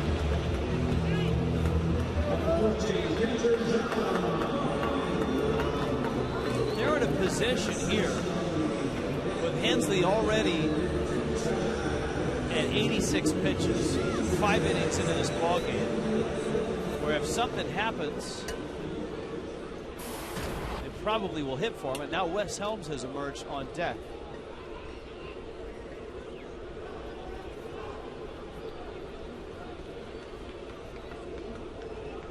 Capuano to the plate. Strike. Of course, the possibility remains as well. If Buck were to walk or single, you can always send Hensley up there to bunt and try to move the runners up. Yeah, this is one of those maybe not so much of a no-brainer that he gets pinch hit for. That's why you see Hensley on the bench with the arm wrapped. He's acting as if he's not out of the game yet, and he might not be.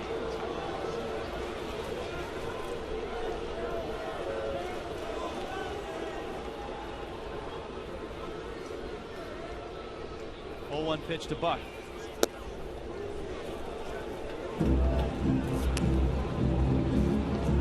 Ball and a strike.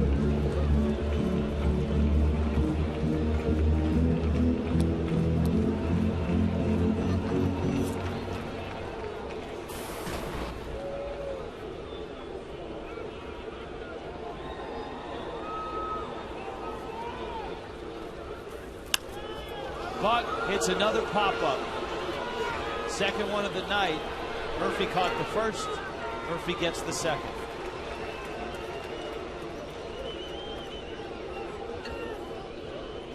And Jack is going to pull the trigger on Wes Helms.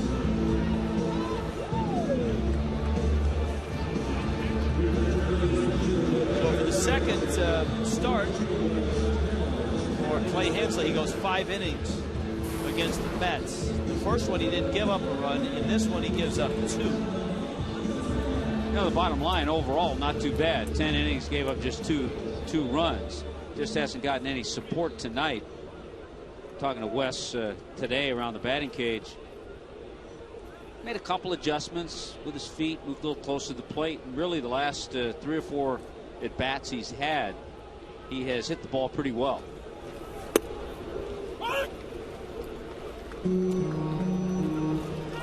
Strike to Helms, and it's 0-1.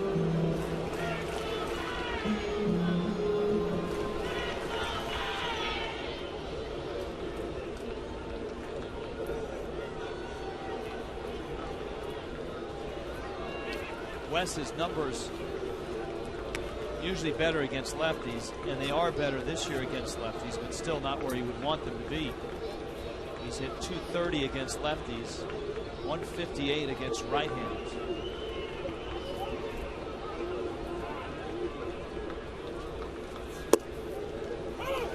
Capuano's out in front of him 0-2. Yeah, a couple of fastballs.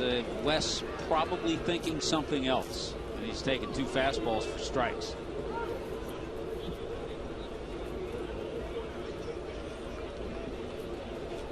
Top of the order, Emilio Bonifacio is on deck. Got Mike Cameron at first. Helms pulls the ground ball to short. Reyes to Turner on to first. And Capuano gets a double play. 5 in the books. Mets up 2-0.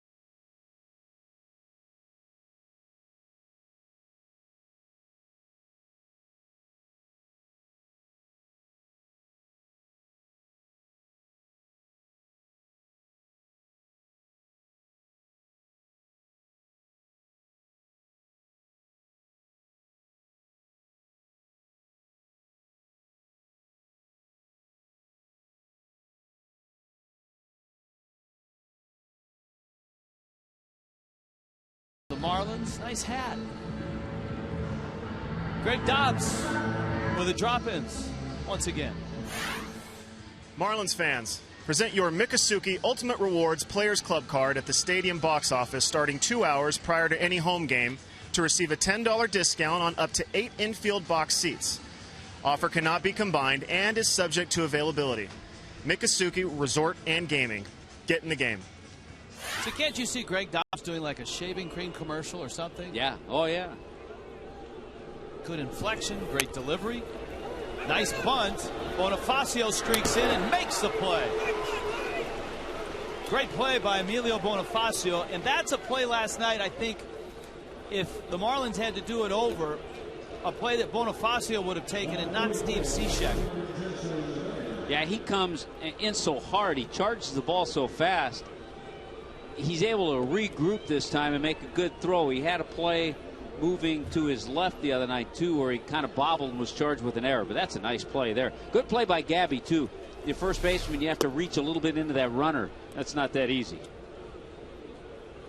So this 6th inning starts the Marlins bullpen with Burke Badenhop. Edward Mujica is probably not available tonight. He has worked 2 nights in a row, 2 innings on Thursday, and of course last night an inning and a third, and he gave up a couple of runs. Badenhop has not worked since extensive use on Wednesday in relief of Ricky Nolasco when his start got sideways on him on Wednesday night. And it was a rough outing for the Hopper. 2 2/3 innings that night. Gave up 6 hits and 4 runs.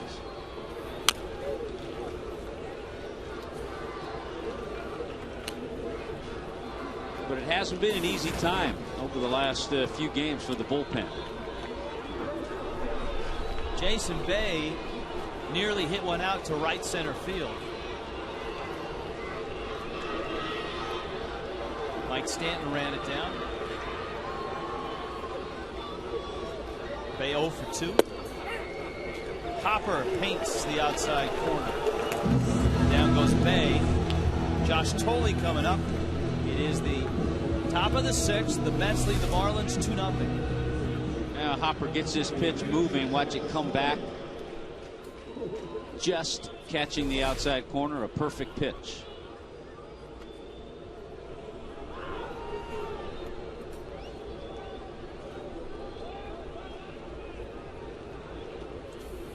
For 2 is Tolley. Wow, that one really bounced off the front of the plate.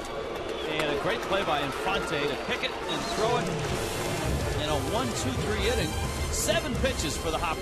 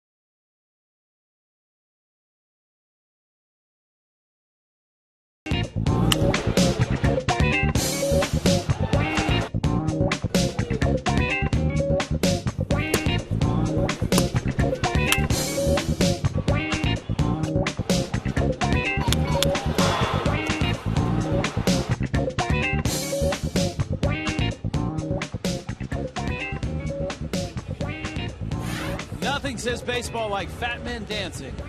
Sun Life Stadium, Marlins and Mets. Jeff Conine, Allison Williams, Tommy Hunt, and Rich Waltz with you as the Mets, as you saw in that nice little video montage, have a 2-0 lead on the David Wright base hit. Chris Capuano has been lights out. Clay Hensley gave the Marlins 5. And Emilio Bonifacio, who is 0 for 2 with 2 strikeouts, leads off the 6th. Yeah, now we start getting to that point where you're thinking and zeroing in on that hitting streak of Bonifacio to see if he can extend it to 22 games. Tries to bunt first base side. It's a foul ball. And the count is 0-1. 30 base hits during the streak. He scored 20 runs during the streak.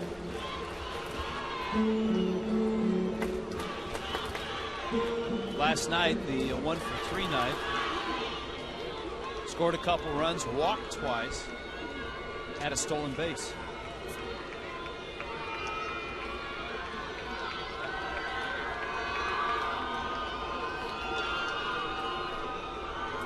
But he has really struggled against Capuano. He's not looked comfortable. Little tapper, third base side. That's going to be a base hit. 22 straight for Bonifacio. Now it's time for the Marlins to do something about that leadoff man on base. 4th time they've got him on. You go back to the game in New York at Citi Field. Since that time, Bonifacio's extended his streak each night in each game with 1 base hit. But he has drawn some walks. He continues to get on base, and there was no chance for David Wright there. Marlins record. Castillo, Renteria, and Bonifacio. Hey, the impressive one is 25 by Kevin Millar, because Millar couldn't run. Not too many leg hits for Kevin Millar.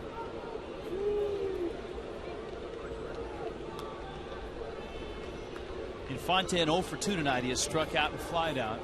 Remember, Hanley Ramirez was picked off by Capuano back in the second.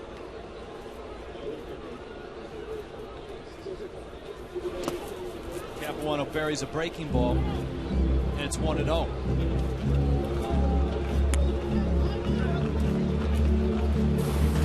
We told you that the Phillies lost the lead and came back and beat San Diego. 3 homers against Chad Qualls. Atlanta lost big today. Cincinnati 11-2 on Johnny Gomes' bobblehead day. The Cubs beat Houston 5-1. Nationals are in Los Angeles to take on the Dodgers. The Brewers beat the Giants last night. Those two meet again in about 10 minutes. 2-0 to Omar Infante. Gabby Sanchez, who doubled, is on deck. Bonifacio's in first. The hit streak is now at 22.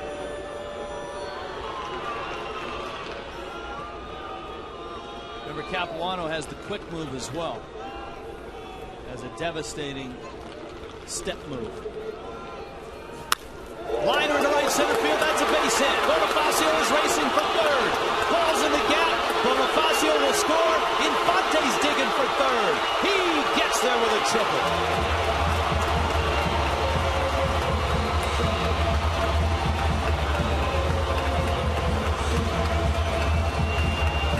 Well, I tell you what, Rich, that ball could not have been better placed.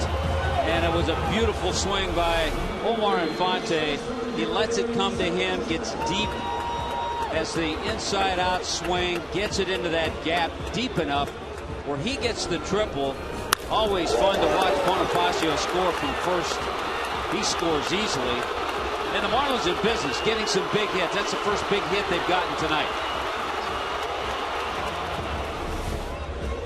Dan Warthen, the pitching coach for the Mets, is out to talk to Capuano and the entire infield, because the Mets have a decision to make. Do they bring the infield in? Do they keep them back on a night on a Super Saturday where 26,345 are here? Nice lively crowd.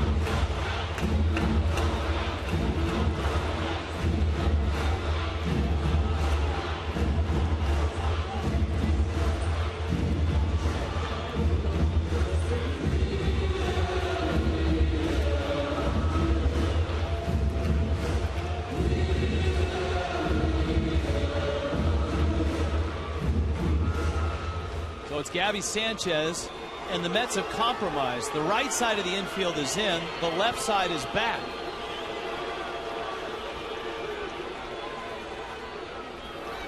Gabby cranks one deep and gone. 3-2 finish.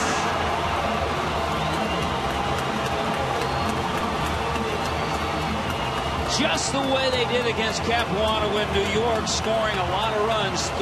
They got 3 off of him in the 4th inning. It took a little longer tonight. It took Gabby a while to hit number 14. Number 13 came in June 21st. Well, it didn't take him very long to hit number 15. It's our Coors cold hard blast and a shot.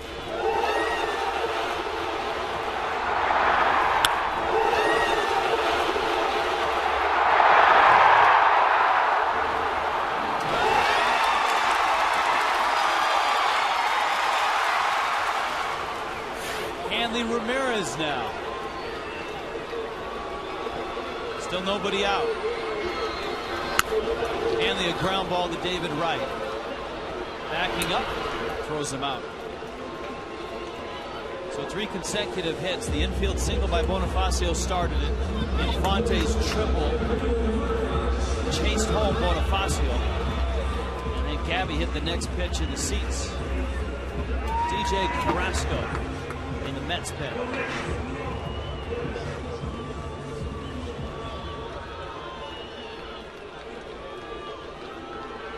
And here is Mike Stanton, who has walked and bounced out.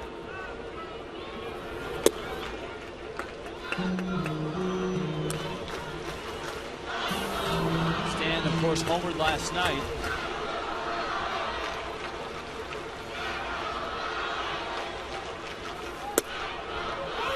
The home run last night was an impressive shot to right center field. His other homer against the Mets, the longest home run in the short life of Citi Field.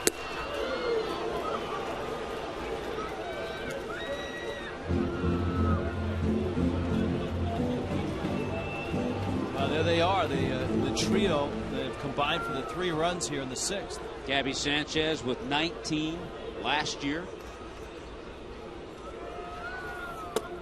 Stanton takes down low.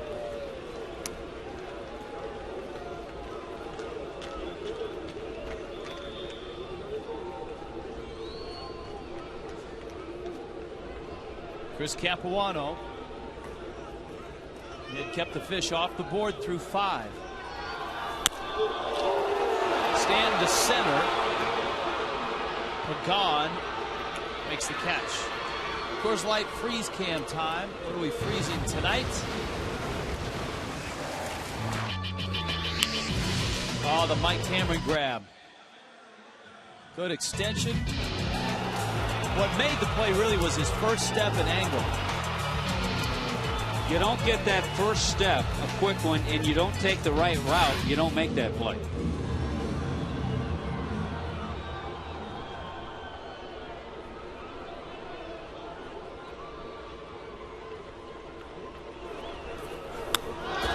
Morrison fouls it back to the screen.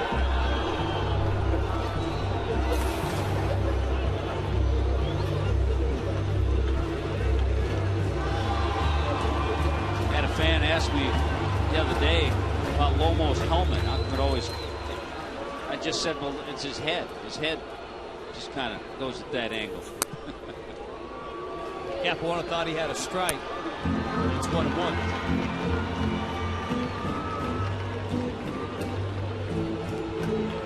Whatever works. Absolutely right. It's a comfort thing. He puts it on and feels comfortable.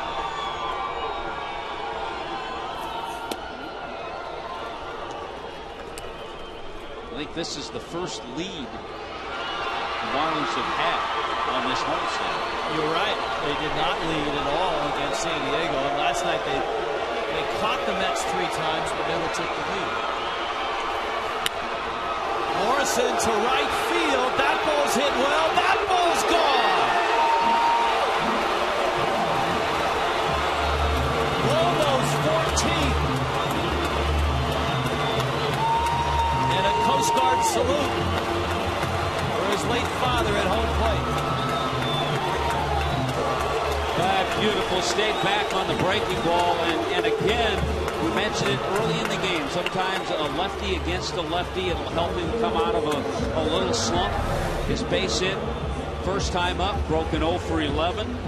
And this one, he stays back on the breaking ball and drives it a long way for Lomo, number 14.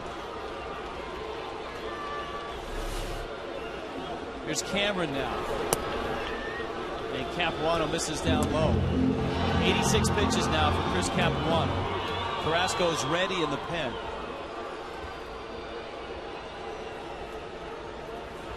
Terry Collins trying to get Capuano through this inning. He leads off in the top of the 7th.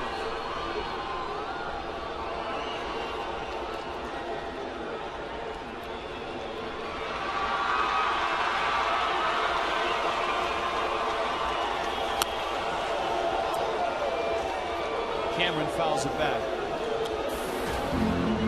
2-1.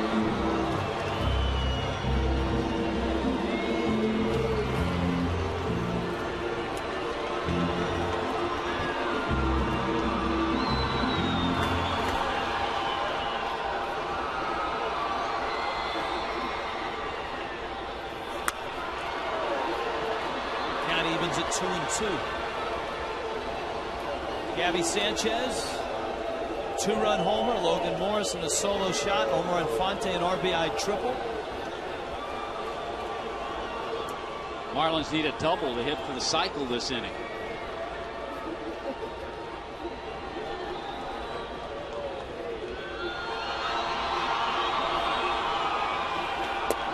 And Capuano gets Cameron, throws him on a changeup. But the Marlins go long ball. First Bonifacio extended the streak, then Infante drove him in, and then Gabby went deep. Lomo would follow.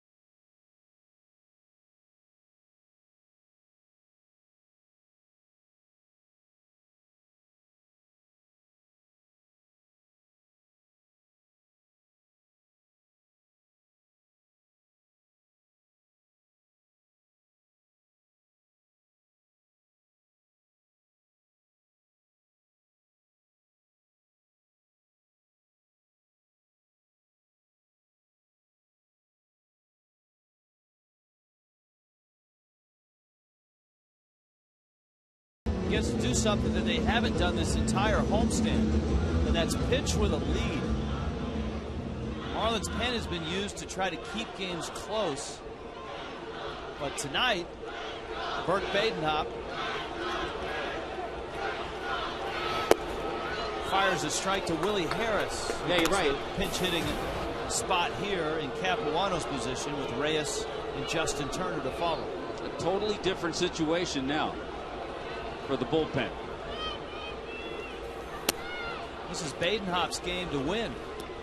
Badenhop pitched a scoreless sixth.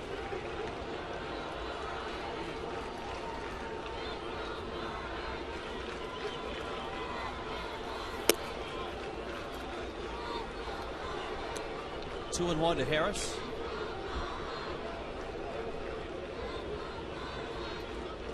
The bullpen has been used extensively. The one guy that's relatively fresh is Leo Nunez. I think you're in a situation that Jack wouldn't hesitate doing this. If he gets to the 8th inning and there's some issues and he needs to bring Nunez in the 8th inning, he'd do it.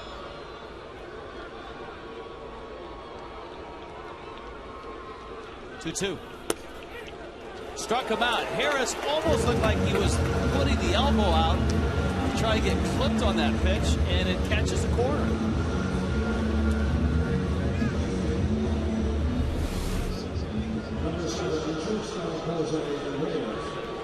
Yeah, he was. Almost did that. The pitch was a strike in the zone.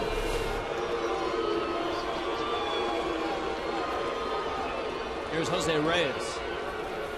He runs up to bunt. Badenhop fires a strike. So Hopper has retired all 4 that he's faced. Reyes started the Mets' 2-run rally. Back in the 5th. David Wright drove in both runs with a single. And Reyes swung at a pitch and almost hit his back leg. It's 0-2. Pirates are getting a little taste of reality with St. Louis in town. The Cardinals banging on them pretty good. 7-1 in the bottom of the 7th. Has Pujols hit one yet? No, but Berkman has. Because Pujols has been on a tear. Yadier Molina's 7th. Berkman is 27th. But great to see that city energized about their baseball team.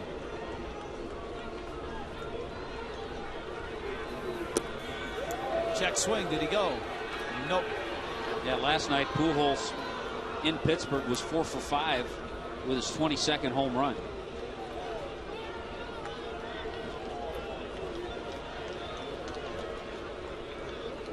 He's 1 for 4 tonight with an RBI.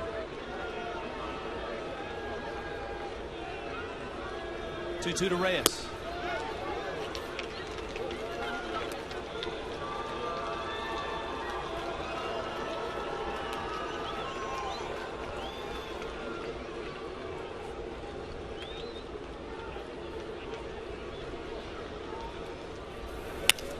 Ground ball up the middle into center field, a base hit.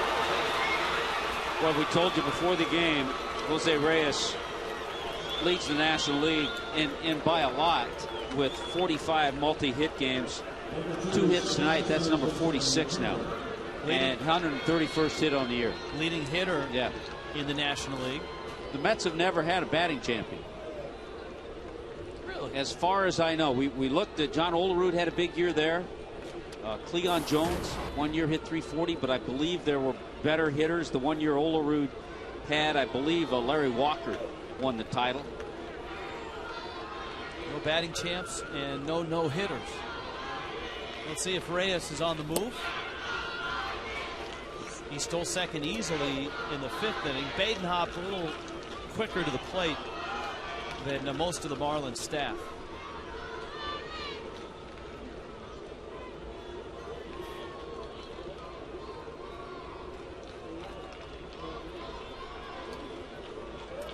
Yeah, we found out when the Padres were in town, they're the only team without a no-hitter and a cycle.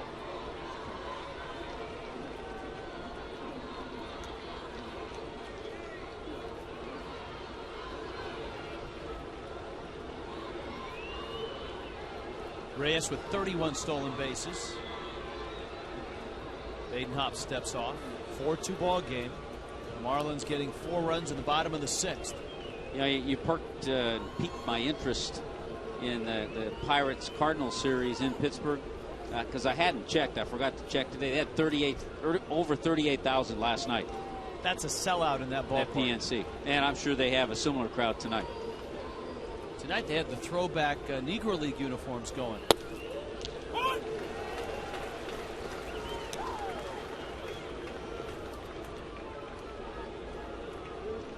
Pittsburgh was wearing the Homestead Grays.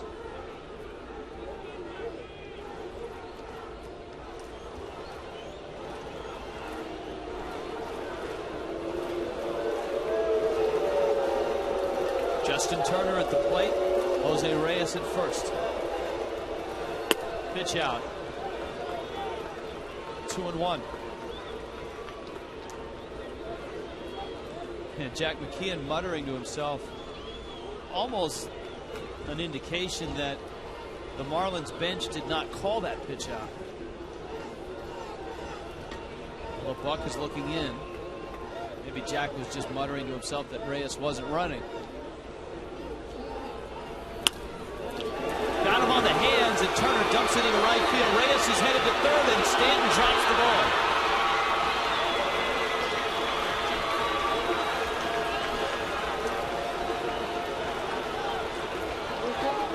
Base hit and an error on Mike Stanton.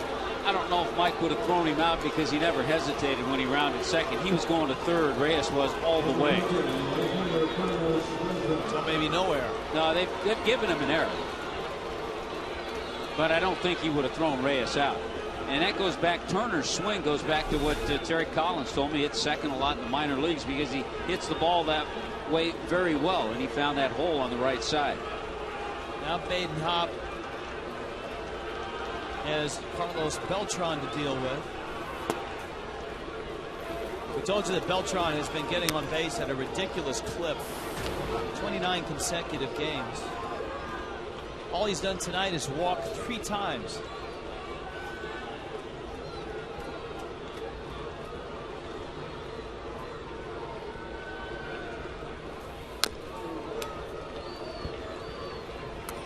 Ball and a strike.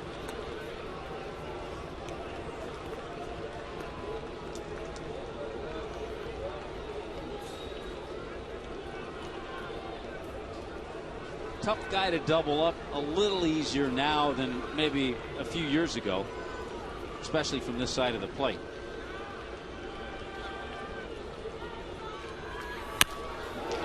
Base hit. Mets are within a run.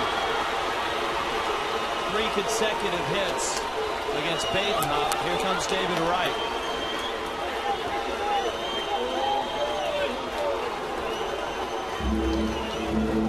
Randy St. Clair has been a frequent visitor out there tonight. And in this part of the game, this inning, the 8th inning, would be a Mojica situation. But the fact that he's thrown so much the last couple of nights, you saw Mike Dunn getting ready. I'm sure he'll be ready for Daniel Murphy, the next hitter, left-hander. David Wright drove in 2 last night. He's driven in 2 tonight.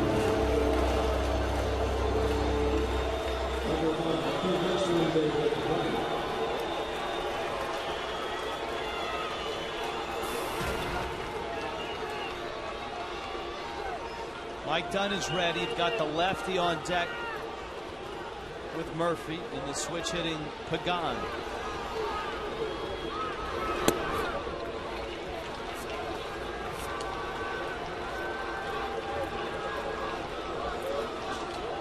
David Wright in his career, 320 hitter, 6 home runs, 38 RBIs in this ballpark.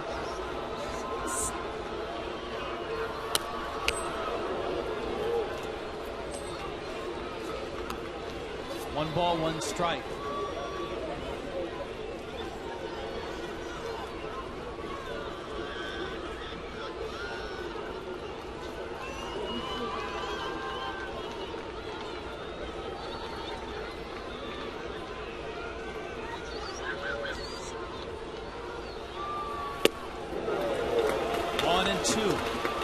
The thing about David Wright, you think because he was up so young and he's been around, David Wright's 28 years old.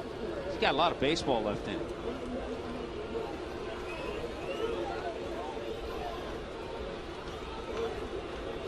Turner's at second, Beltran's at first.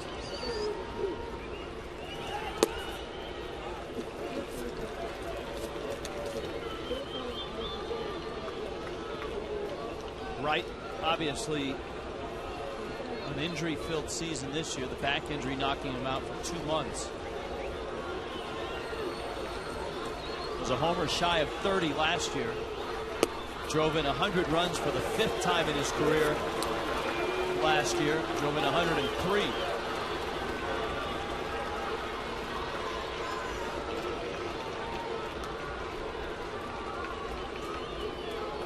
Murphy waits.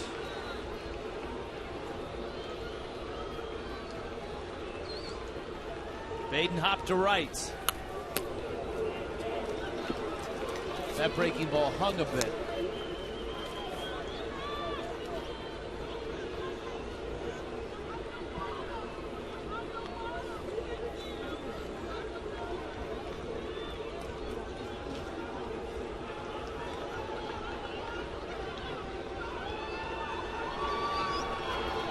Another 3-2. Stays at 3-2. Breaking ball, then he ran that 2-seamer in on his hands. Good battle by Wright just to foul that off. Now the question is, do you stay in there or do you go back with a breaking ball?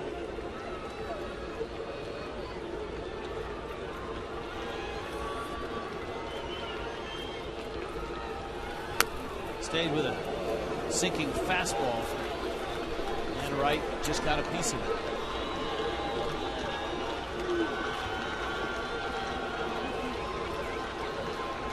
This next pitch is going to be number 9 to Wright in this at bat. For Badenhop, this will be his 34th pitch in relief for Clay Hensley.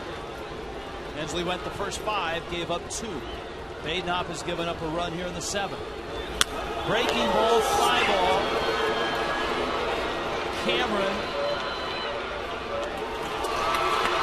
2 outs. It's a ball, Rich, that you're glad that David Wright just came back and might not have all of his timing right there because he just got under it. He just missed it.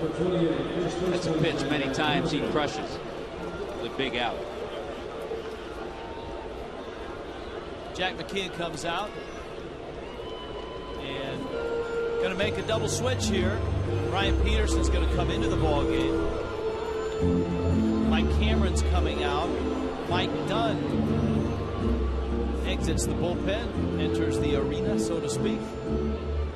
And Badenhop leaves with 2 outs. Still the pitcher of record if Dunn can get this 3rd out and keep it 4-3. When you need a car, truck or van, who you gonna call? Marooney!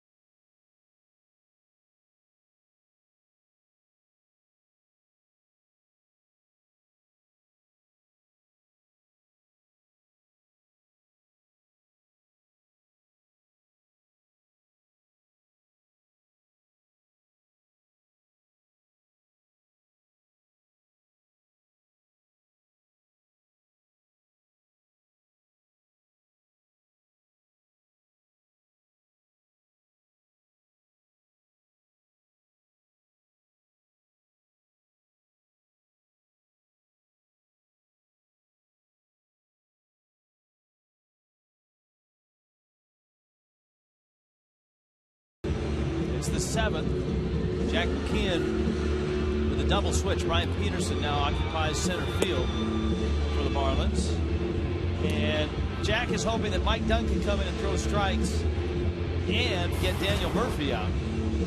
Yeah, the point you made, Rich, is excellent because over the last few games, the bullpen has been put in games in different situations. And Mike Dunn hasn't had this situation the last few times he's been out there, but here he is. 2 outs, trying to get out of this inning, and he's got the matchup, lefty-lefty matchup, facing Daniel Murphy.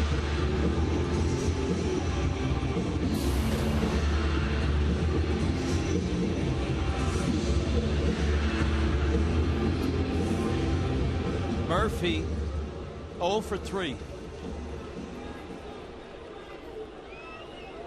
There's a look at Justin Turner. Beltran's at first.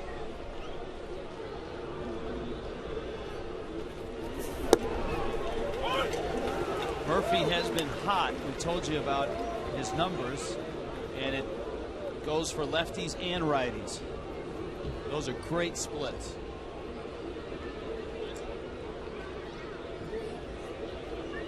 Pretty good speed, too, in Turner at second base.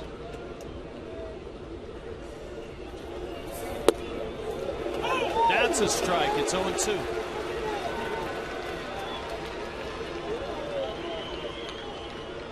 And it was.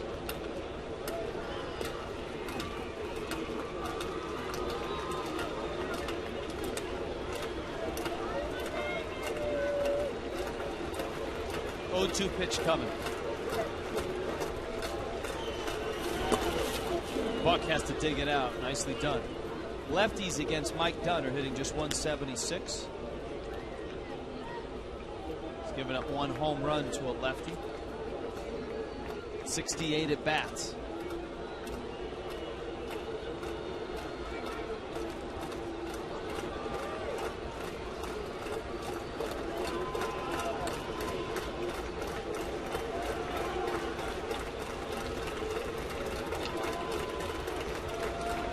One, two.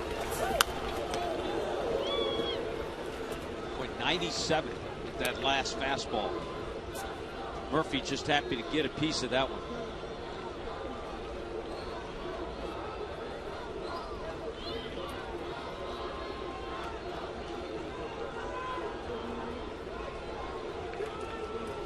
Mets getting a run on the Carlos Beltran single. Reyes, Turner, and Beltran.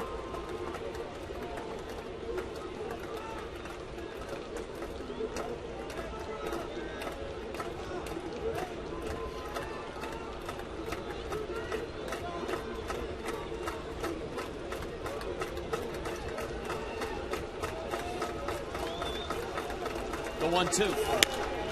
Holds it on the ground. It's a fair ball. Gabby juggles and steps on the bag. That had some crazy English on it as it crawled up the line and over the bag. 4-3 Fish.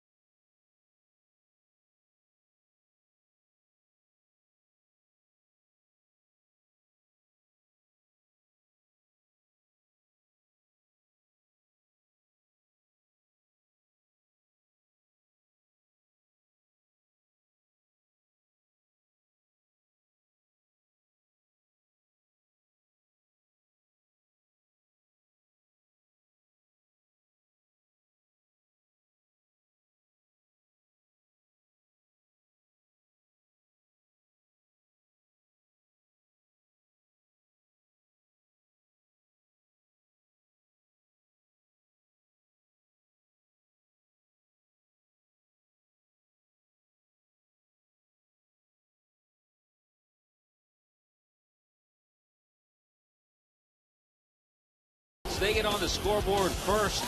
Last night it was David Wright. Tonight, David Wright with a single in the left field and 2 RBIs for a 2-0 Met lead. Marlins were able to come back. How about the hitting streak extended? Infield base hit by Bonifacio. 22 consecutive games. Omar Infante lines it into right center. Gets it to the gap. Bonnie scores, and Infante ends up at third base. Gabby Sanchez, who homered last night, does the same thing tonight. So back-to-back nights with home runs, a 2-run shot. Lomo caps it off with a solo shot, his 14th of the year. That's where we are right now. Mets added 1 in the 7th. So it's a 4-3 ball game. Fish have the lead. Chris Capuano's night stretched over 6 innings. DJ Carrasco will take it from here. Carrasco gets John Buck, Brian Peterson, and then Emilio Bonifacio. Marlins trying to snap this 4-game losing streak and even this series at a game apiece, which concludes tomorrow. Yeah, right now the Marlins are 3-3 against the Mets. In the Sun tomorrow, it'll be Dylan G for the Mets and Anibal Sanchez for the Fish. Strike to Buck. It's 2-1.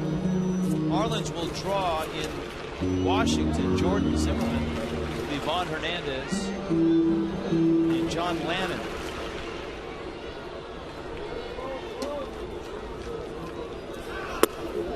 Marlins rotation in Washington will be Ricky Nolasco against Zimmerman, Javi Vasquez against Levon, and question mark against Lannon. That's a Chris Volstad start, at least it was, until Volstad was sent down to AAA earlier today. And whether or not the Marlins bring up a pitcher, if they decide to give everybody an extra day, because that could be Clay Hensley start on Thursday.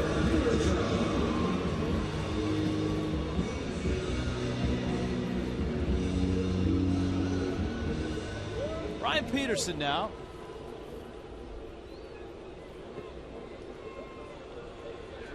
Talking to Eduardo Perez about Peterson last night. He said, Peterson last night, just dumb hitting. He said he hit the ball on the nose 3 times right at people. And he was being facetious, obviously. Guys have been playfully having fun with him, unfortunately at his expense. But he's hit the ball hard 3 or 4 times for outs, but right at guys. That's what Eduardo said. Eduardo said, I told him, I said, hey, those guys have been playing in the same spot all year. That's an old expression. Dumb hitting. Hit it right at somebody. But very happy with his approach is Eduardo Perez. Tough strike. 2-2. Tough strike because it wasn't a strike. But Peterson, a rookie. You keep your head down and you wait for the next pitch. That was a good breaking ball from Carrasco.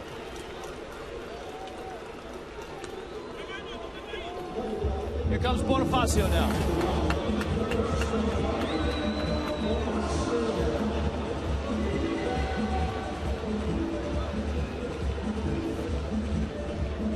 The hitting streak is intact, 22 games. He extended it with a 60-foot dribbler up the third baseline.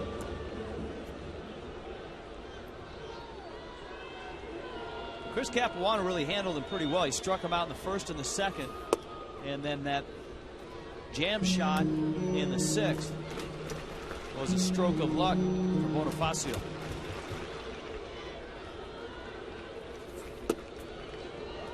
Takes inside. 2-0. He really keeps an infield alert. And when you watch him up there, especially left-handed, and he shows bunt a little bit, all of a sudden you see all kinds of guys moving. Third baseman coming in, first baseman charges, second baseman's heading over to first.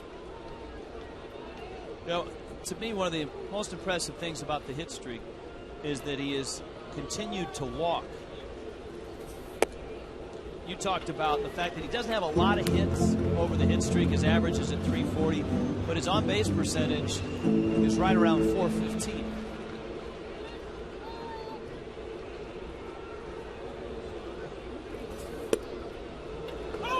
Breaking ball. And it's a strike. And that one dipped low. Tough when you get that call, because then all of a sudden it allows Carrasco to come back and make a good pitch the way he did to Peterson. Chopper, this will be fun. And a base hit. Let me amend those totals for Bonifacio. The point still stands, but his batting average right around 380. The on-base percentage almost 100 points higher at 480. Yeah, the on-base percentage during the streak's been incredible, and there's no chance. If Reyes picks this ball, he still has no chance to get Bonifacio, who absolutely flies out of the batter's box. Overall now, he has his on-base percentage over 370 for the year. If he can do that consistently, I mean, I know he's on a nice hot streak, but I mean, even if he gets on base at 350, 360, what a weapon. And he's probably on the move here with 2 outs.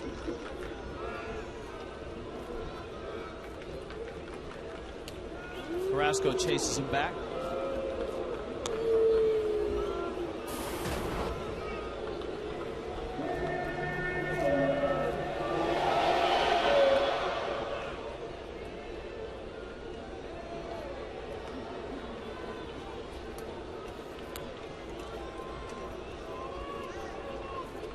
Bonifacio runs, and he is in there. Good jump. That was actually a really good throw from Tolan.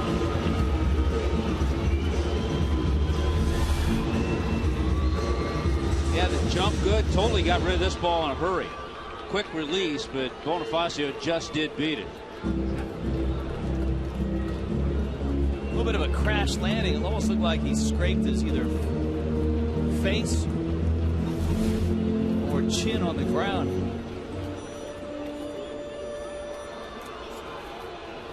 That ties his career high in stolen bases. Well, the impressive thing, too, along with this streak, when Jack cut him loose in Oakland, he's only been caught stealing once.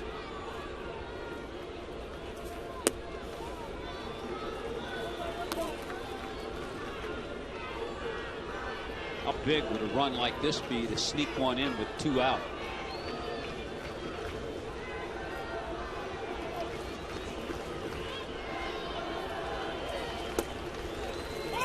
Big breaking ball. And Infante takes a strike. It's 1-2. Well, Infante delivered a run with a line drive triple into right center field in the 6th.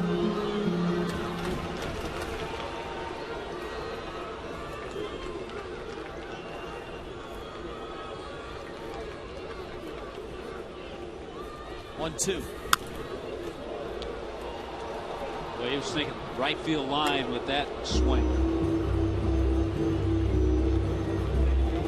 Marlins will see a lot of the Mets in the second half. They'll see a lot of the Braves in the second half.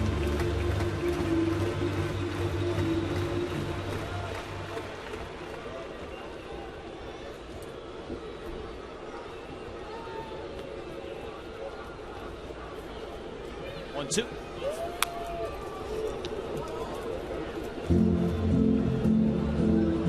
West Coast games getting underway. Milwaukee and San Francisco have started. They're scoreless at the bottom of the second.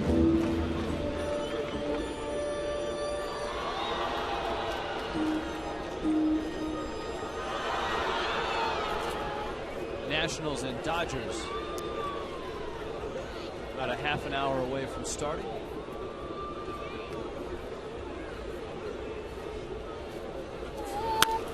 Ground ball, right with a diving stop on his feet. The throw not in time.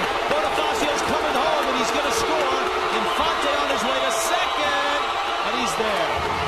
And there is your insurance run.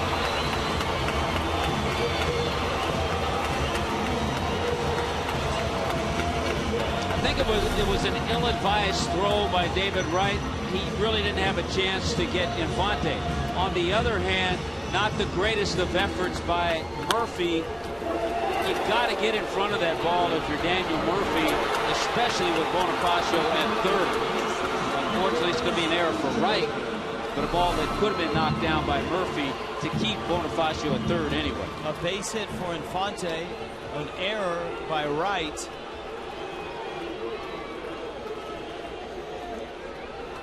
The error, the first for the Mets. Sanchez takes a strike. And the error allowing Bonifacio to score.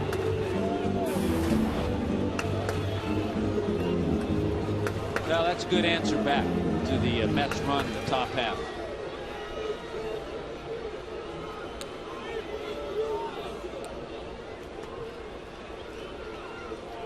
Gabby's got a double and a 2-run homer.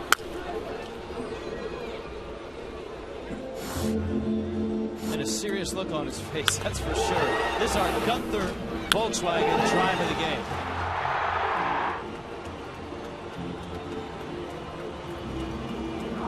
game. Gabby has that tremendously strong lower half. Do we have any of those hero shots with guys with a smile on their face? Or do they all have their game face on, like, here I am standing in the box? Just throw me a fastball. I think and they're I'll hit it out told beforehand. This is a serious shot.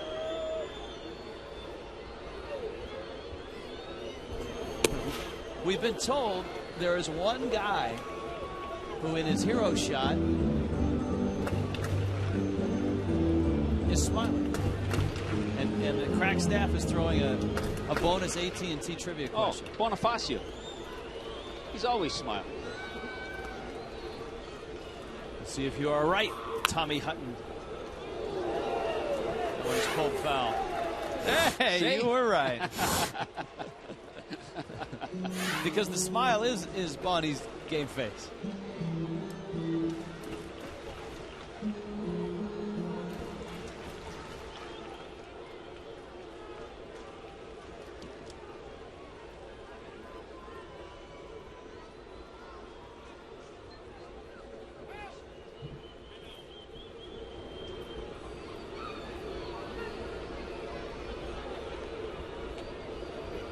One and two.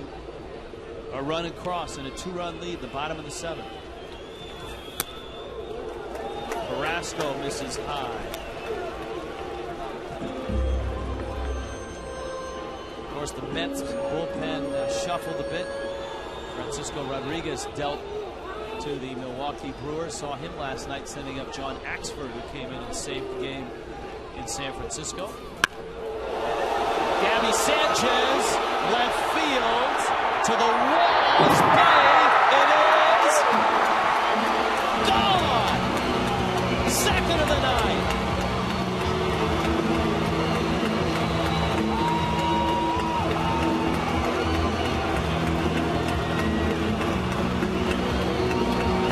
I think the All-Star is back and nice and refreshed. I think there was a period of time where Gabby's swing has slowed down a little bit. He likes to be in the lineup. He likes to play. No problem with that. He's fresh.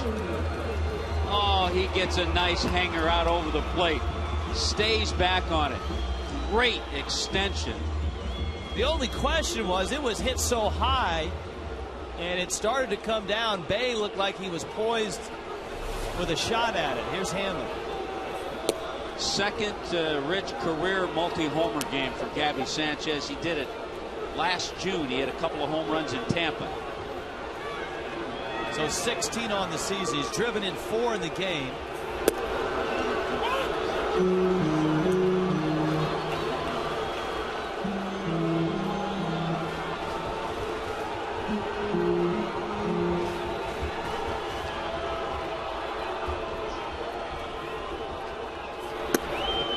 Hanley takes down low. You could see that exchange with Brett Hayes, Eduardo Perez, Wes Helms. There's always the obligatory, what pitch did you hit question. Hey, and think about this. Again, a little subtle change in the lineup. Gabby back in the number 3 spot tonight with the Capuano, the left-hander, on the mound. And Lomo moved down. They both responded. Lomo's homered. He had a base hit. He's got 2 hits tonight.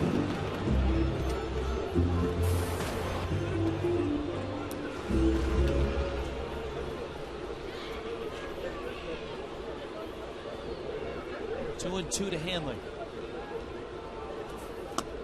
And he strikes out on a breaking ball. Gabby Sanchez has had an enormous night tonight.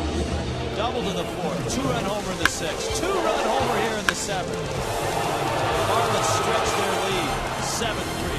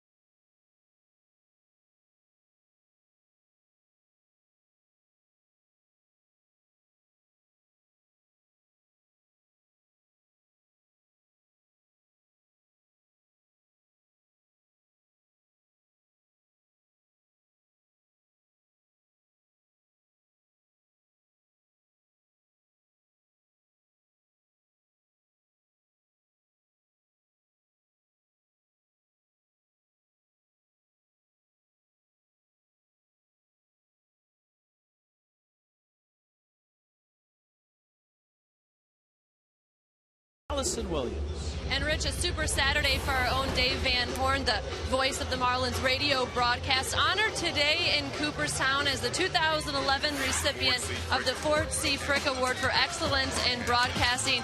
Van Horn in the business for 43 years, started back in 1969 with the Expos. He was there until he joined the Marlins in 2001, and he's got a great voice for radio and even called a perfect game during his career. He said today during the ceremony he was at a bit lost for words, and if you want to watch that ceremony, you can do so tomorrow, 11:30 on MLB Network. This year, a little different. The ceremony is separate from the Hall of Fame inductions that will take place tomorrow. Guys?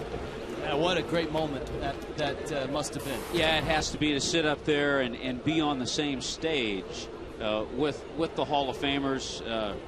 Just a great honor for a good friend. I've known Dave for a long time, and he's certainly deserving of the Ford Frick Award. It's a big weekend for Canadian baseball fans, as Pagan is behind the count 0-2 to have Pat Gillick go in. Gillick, the architect from the very ground up of the Toronto Blue Jays all the way through their 2 World Championship seasons, and to have Robbie Alomar go in. Yeah, and when Dave Van Horn started his career in 1969 with the Expos were carried all across Canada because there was no Toronto Blue Jay team. So he was basically the voice of baseball in Canada.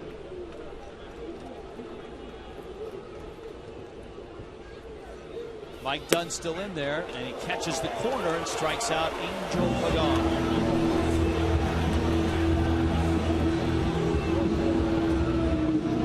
Comes Jason Bay. Dunn bailed Burt Badenhop out of the 7th inning.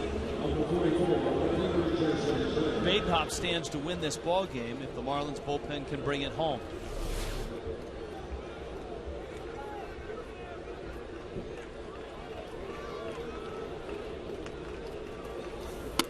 And for the Marlins, it would really be nice if Dunn can finish this inning and Nunez work a clean 9th. And give everybody else the rest of the night off in that pen. Give Cishek, Mujica, Choke, Sanchez.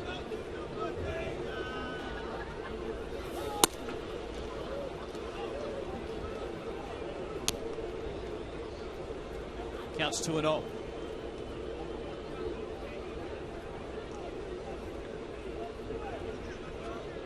Jason Bay, of course, a Canadian-born major leaguer.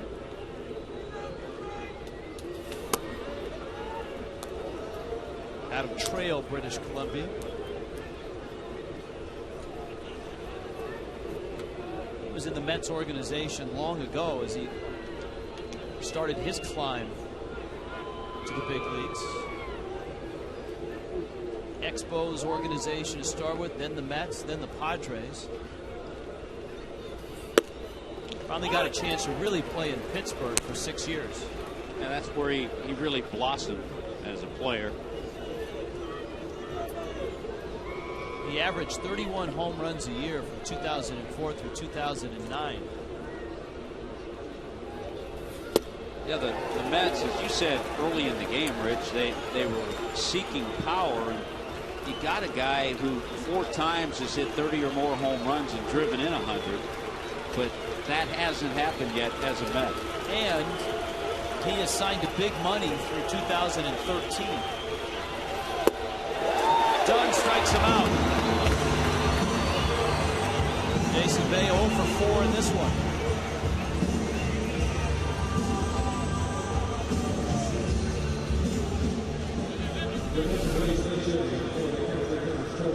Well, it's fallen behind and then just coming after Jason Bay with some good fastballs.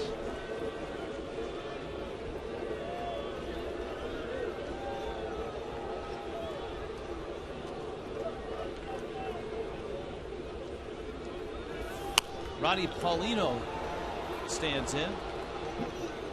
Paulino pinch hitting for Josh Tolley.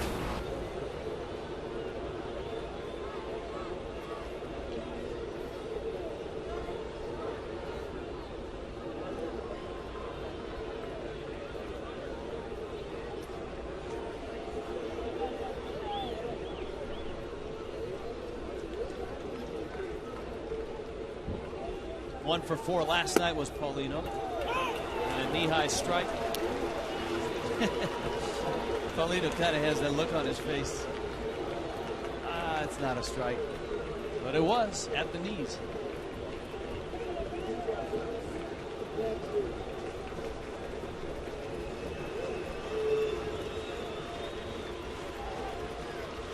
Oh, 2.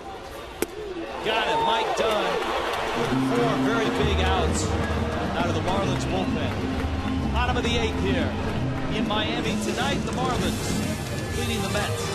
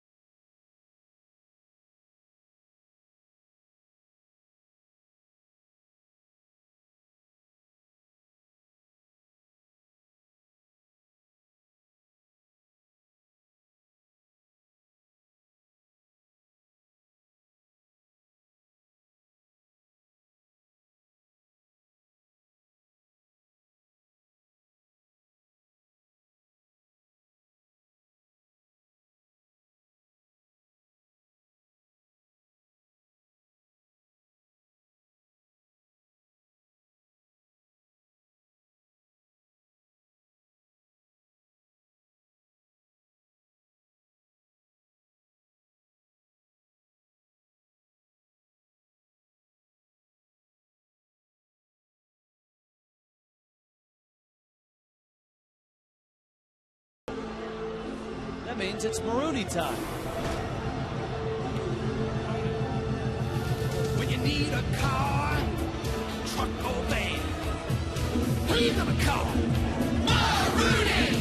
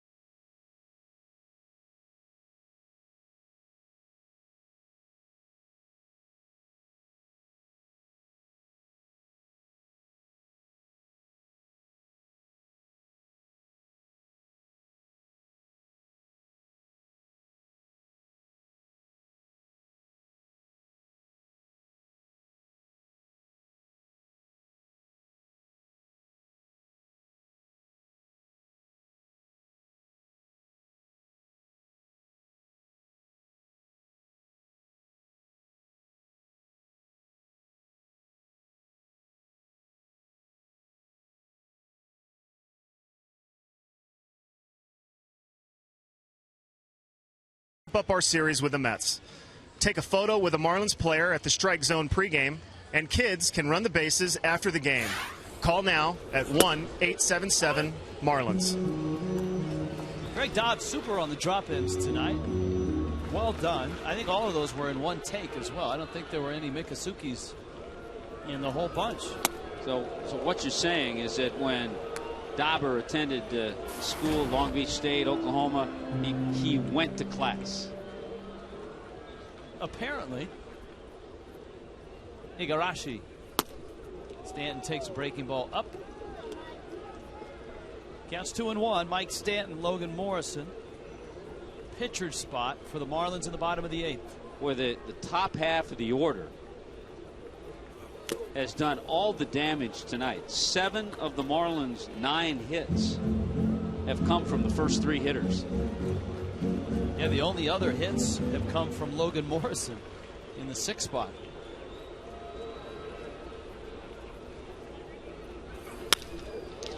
Stand a ground ball out towards second. And Turner makes the play. And here is Lomo. Singled to right back in the 2nd. Bounced to 3rd of the 4th. Stayed back on a breaking ball from Chris Capuano and put it in the seats down the right field line.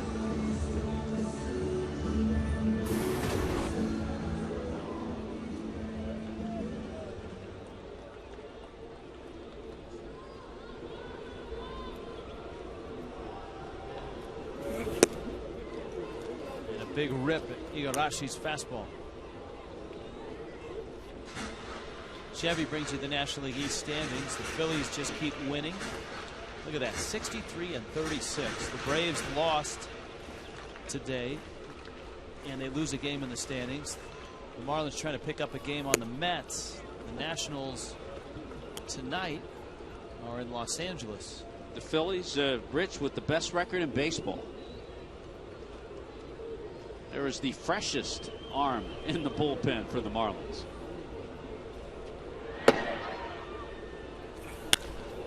Morrison, a deep drive to right. Beltran to the wall. He's got room. Wow. Lomo, that was similar to Gabby's ball in that it was so high you didn't know if it had the trajectory to get out. Just one that's a good swing, well struck. Boy, that pitch down and in, a left-hander's delight, but he just got under it a little bit. Beltran had a lot of time to camp under it because it had a lot of hang time.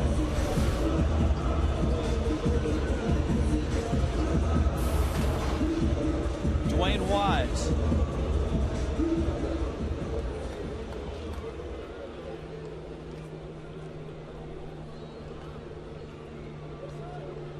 You know, the Nationals are just a game under 500.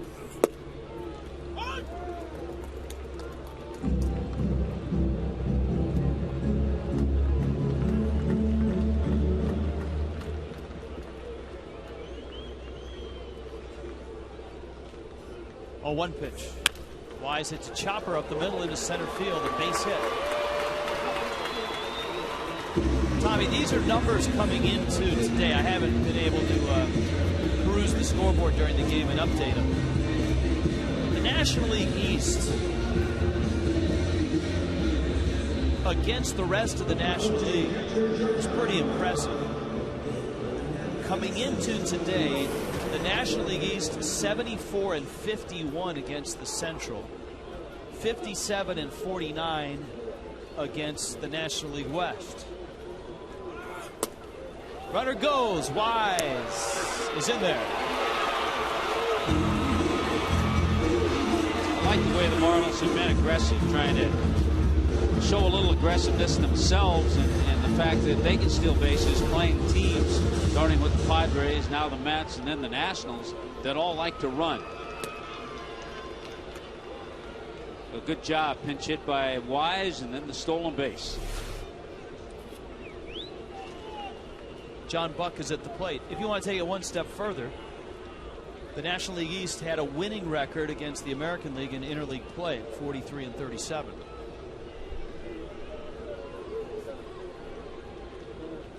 And I say that because I looked up at the Dodgers, and the Dodgers are 13 games under 500. They're 43-56. The Marlins obviously in the basement of the East.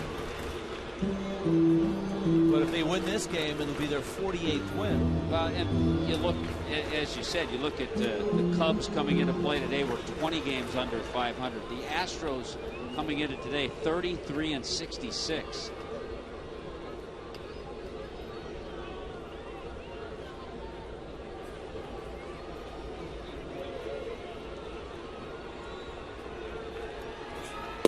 Which I think makes the sweep at the hands of the Padres so puzzling, because it wasn't just a sweep.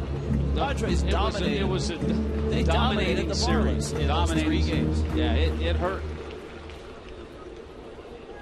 It wasn't losing close games.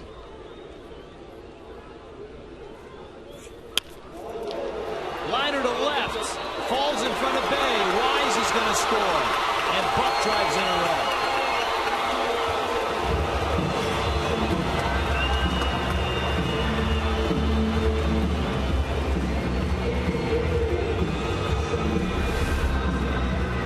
Well, again, adding on, and you like to see this, a hanger, probably a splitter from Igarashi, splitter, slider.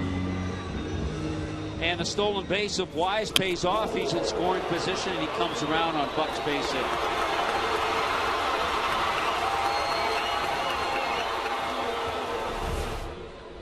Brian Peterson now, his second at bat.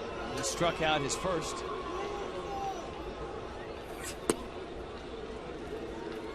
Igarashi misses down low. Dylan G tomorrow. G, the 25-year-old, has been outstanding for the Mets this year. He's 9-3 with a very respectable 3.67 ERA. Yeah, the Marlins have never seen him. Moneyball Sanchez, 6-3 with a 3.52 earned run average. So a pretty good pitching matchup tomorrow to finish off the series.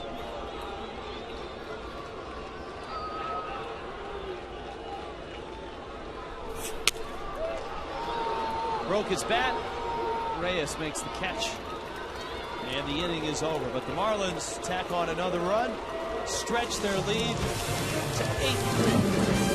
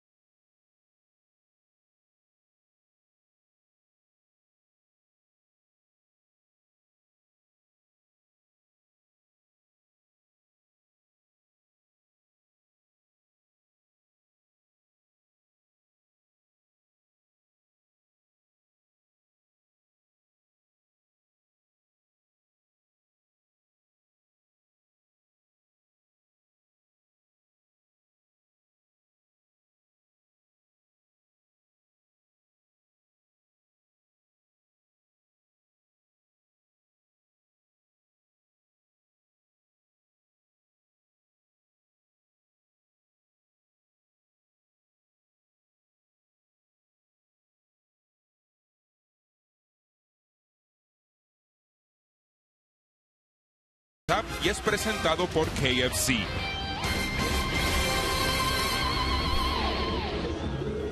Sun Life Stadium.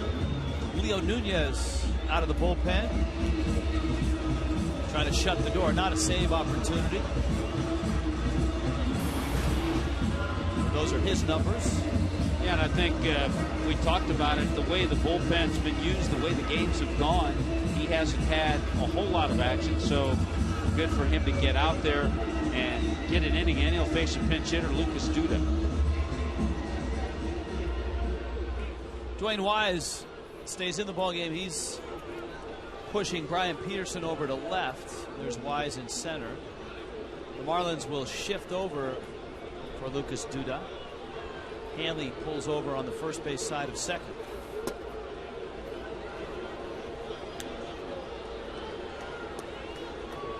So it's Duda, Reyes, and Turner.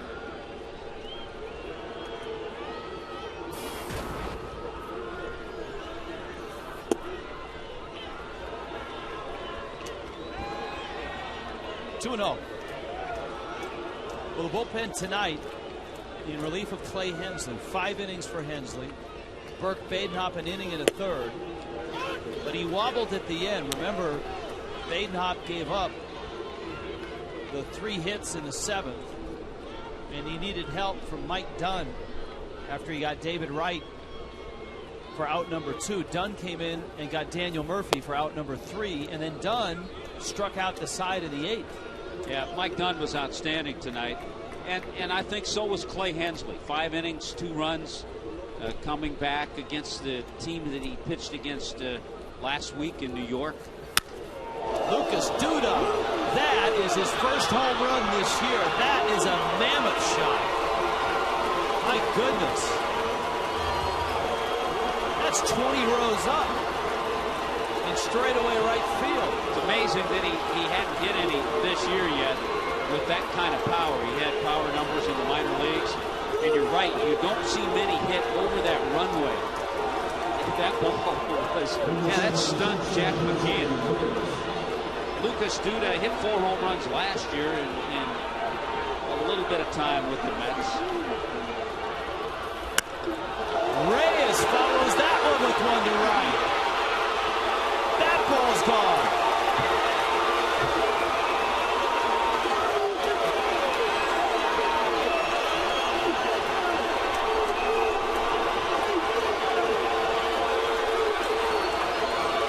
The Mets go back-to-back on consecutive pitches.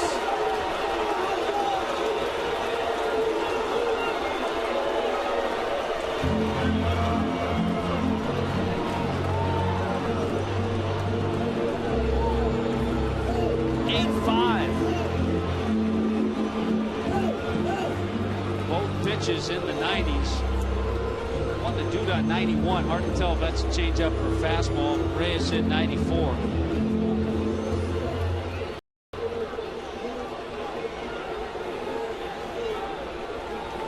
If you're going to give up homers, you want solo homers, but the Mets have hit back-to-back solo homers. Here's Justin Turner. Salil said, all right, instead of 91 or 94, how about 97? That's what you should come out of that bullpen with anyway. Okay, it's not a safe situation. Come out with your best stuff.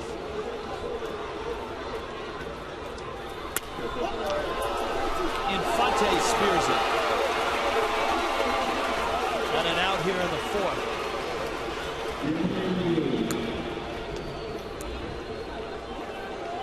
Number 15, Carlos Beltran.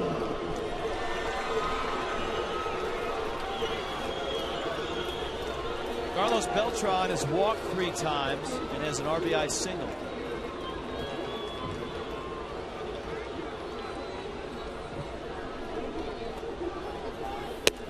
Change up for a strike. Where will Carlos Beltran be playing come August 1st? Or will the trade happen before the deadline? Will there be a team that jumps with the prospects that the Mets want? It's been interesting listening to the dialogue, or at least the rumors of dialogue. Apparently the San Francisco Giants are willing to swallow all of his contract, which is $6 million in August and September, but not give up prospects. The Mets want prospects, and it sounds like the Mets are willing to eat some of the contract. And we will find out, because the next time, and it's the tail end of the road trip that we go on, we end up in New York. And if it's all said and done, Beltran won't be there by then. Ground ball, Infante. A little spin, nice play. The thing about Omar Infante, watching him play every day, you appreciate how good he is. He rarely gets out of control as an infielder. You don't see him flailing away to make a play. It's always looks very easy. And you talked about it. A lot of it's positioning. He gets himself, with the help of Perry Hill, in the right spot. But a lot of it, too, is body control.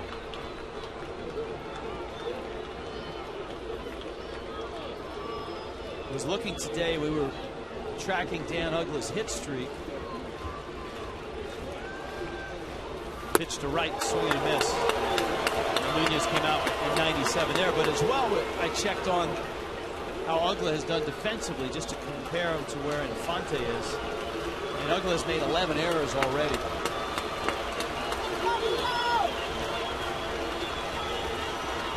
Infante has made 5. To right, Stanton in there, makes a sliding catch. Ball game, and the Marlins snap the 4-game losing streak. They beat the Mets, and even the series at a game apiece. Easy choice for the Sun Trust Performance Player of the Game, and that's Miami's own Gabby Sanchez. A double and a pair of 2-run homers. Back to wrap it up as the Marlins beat the Mets.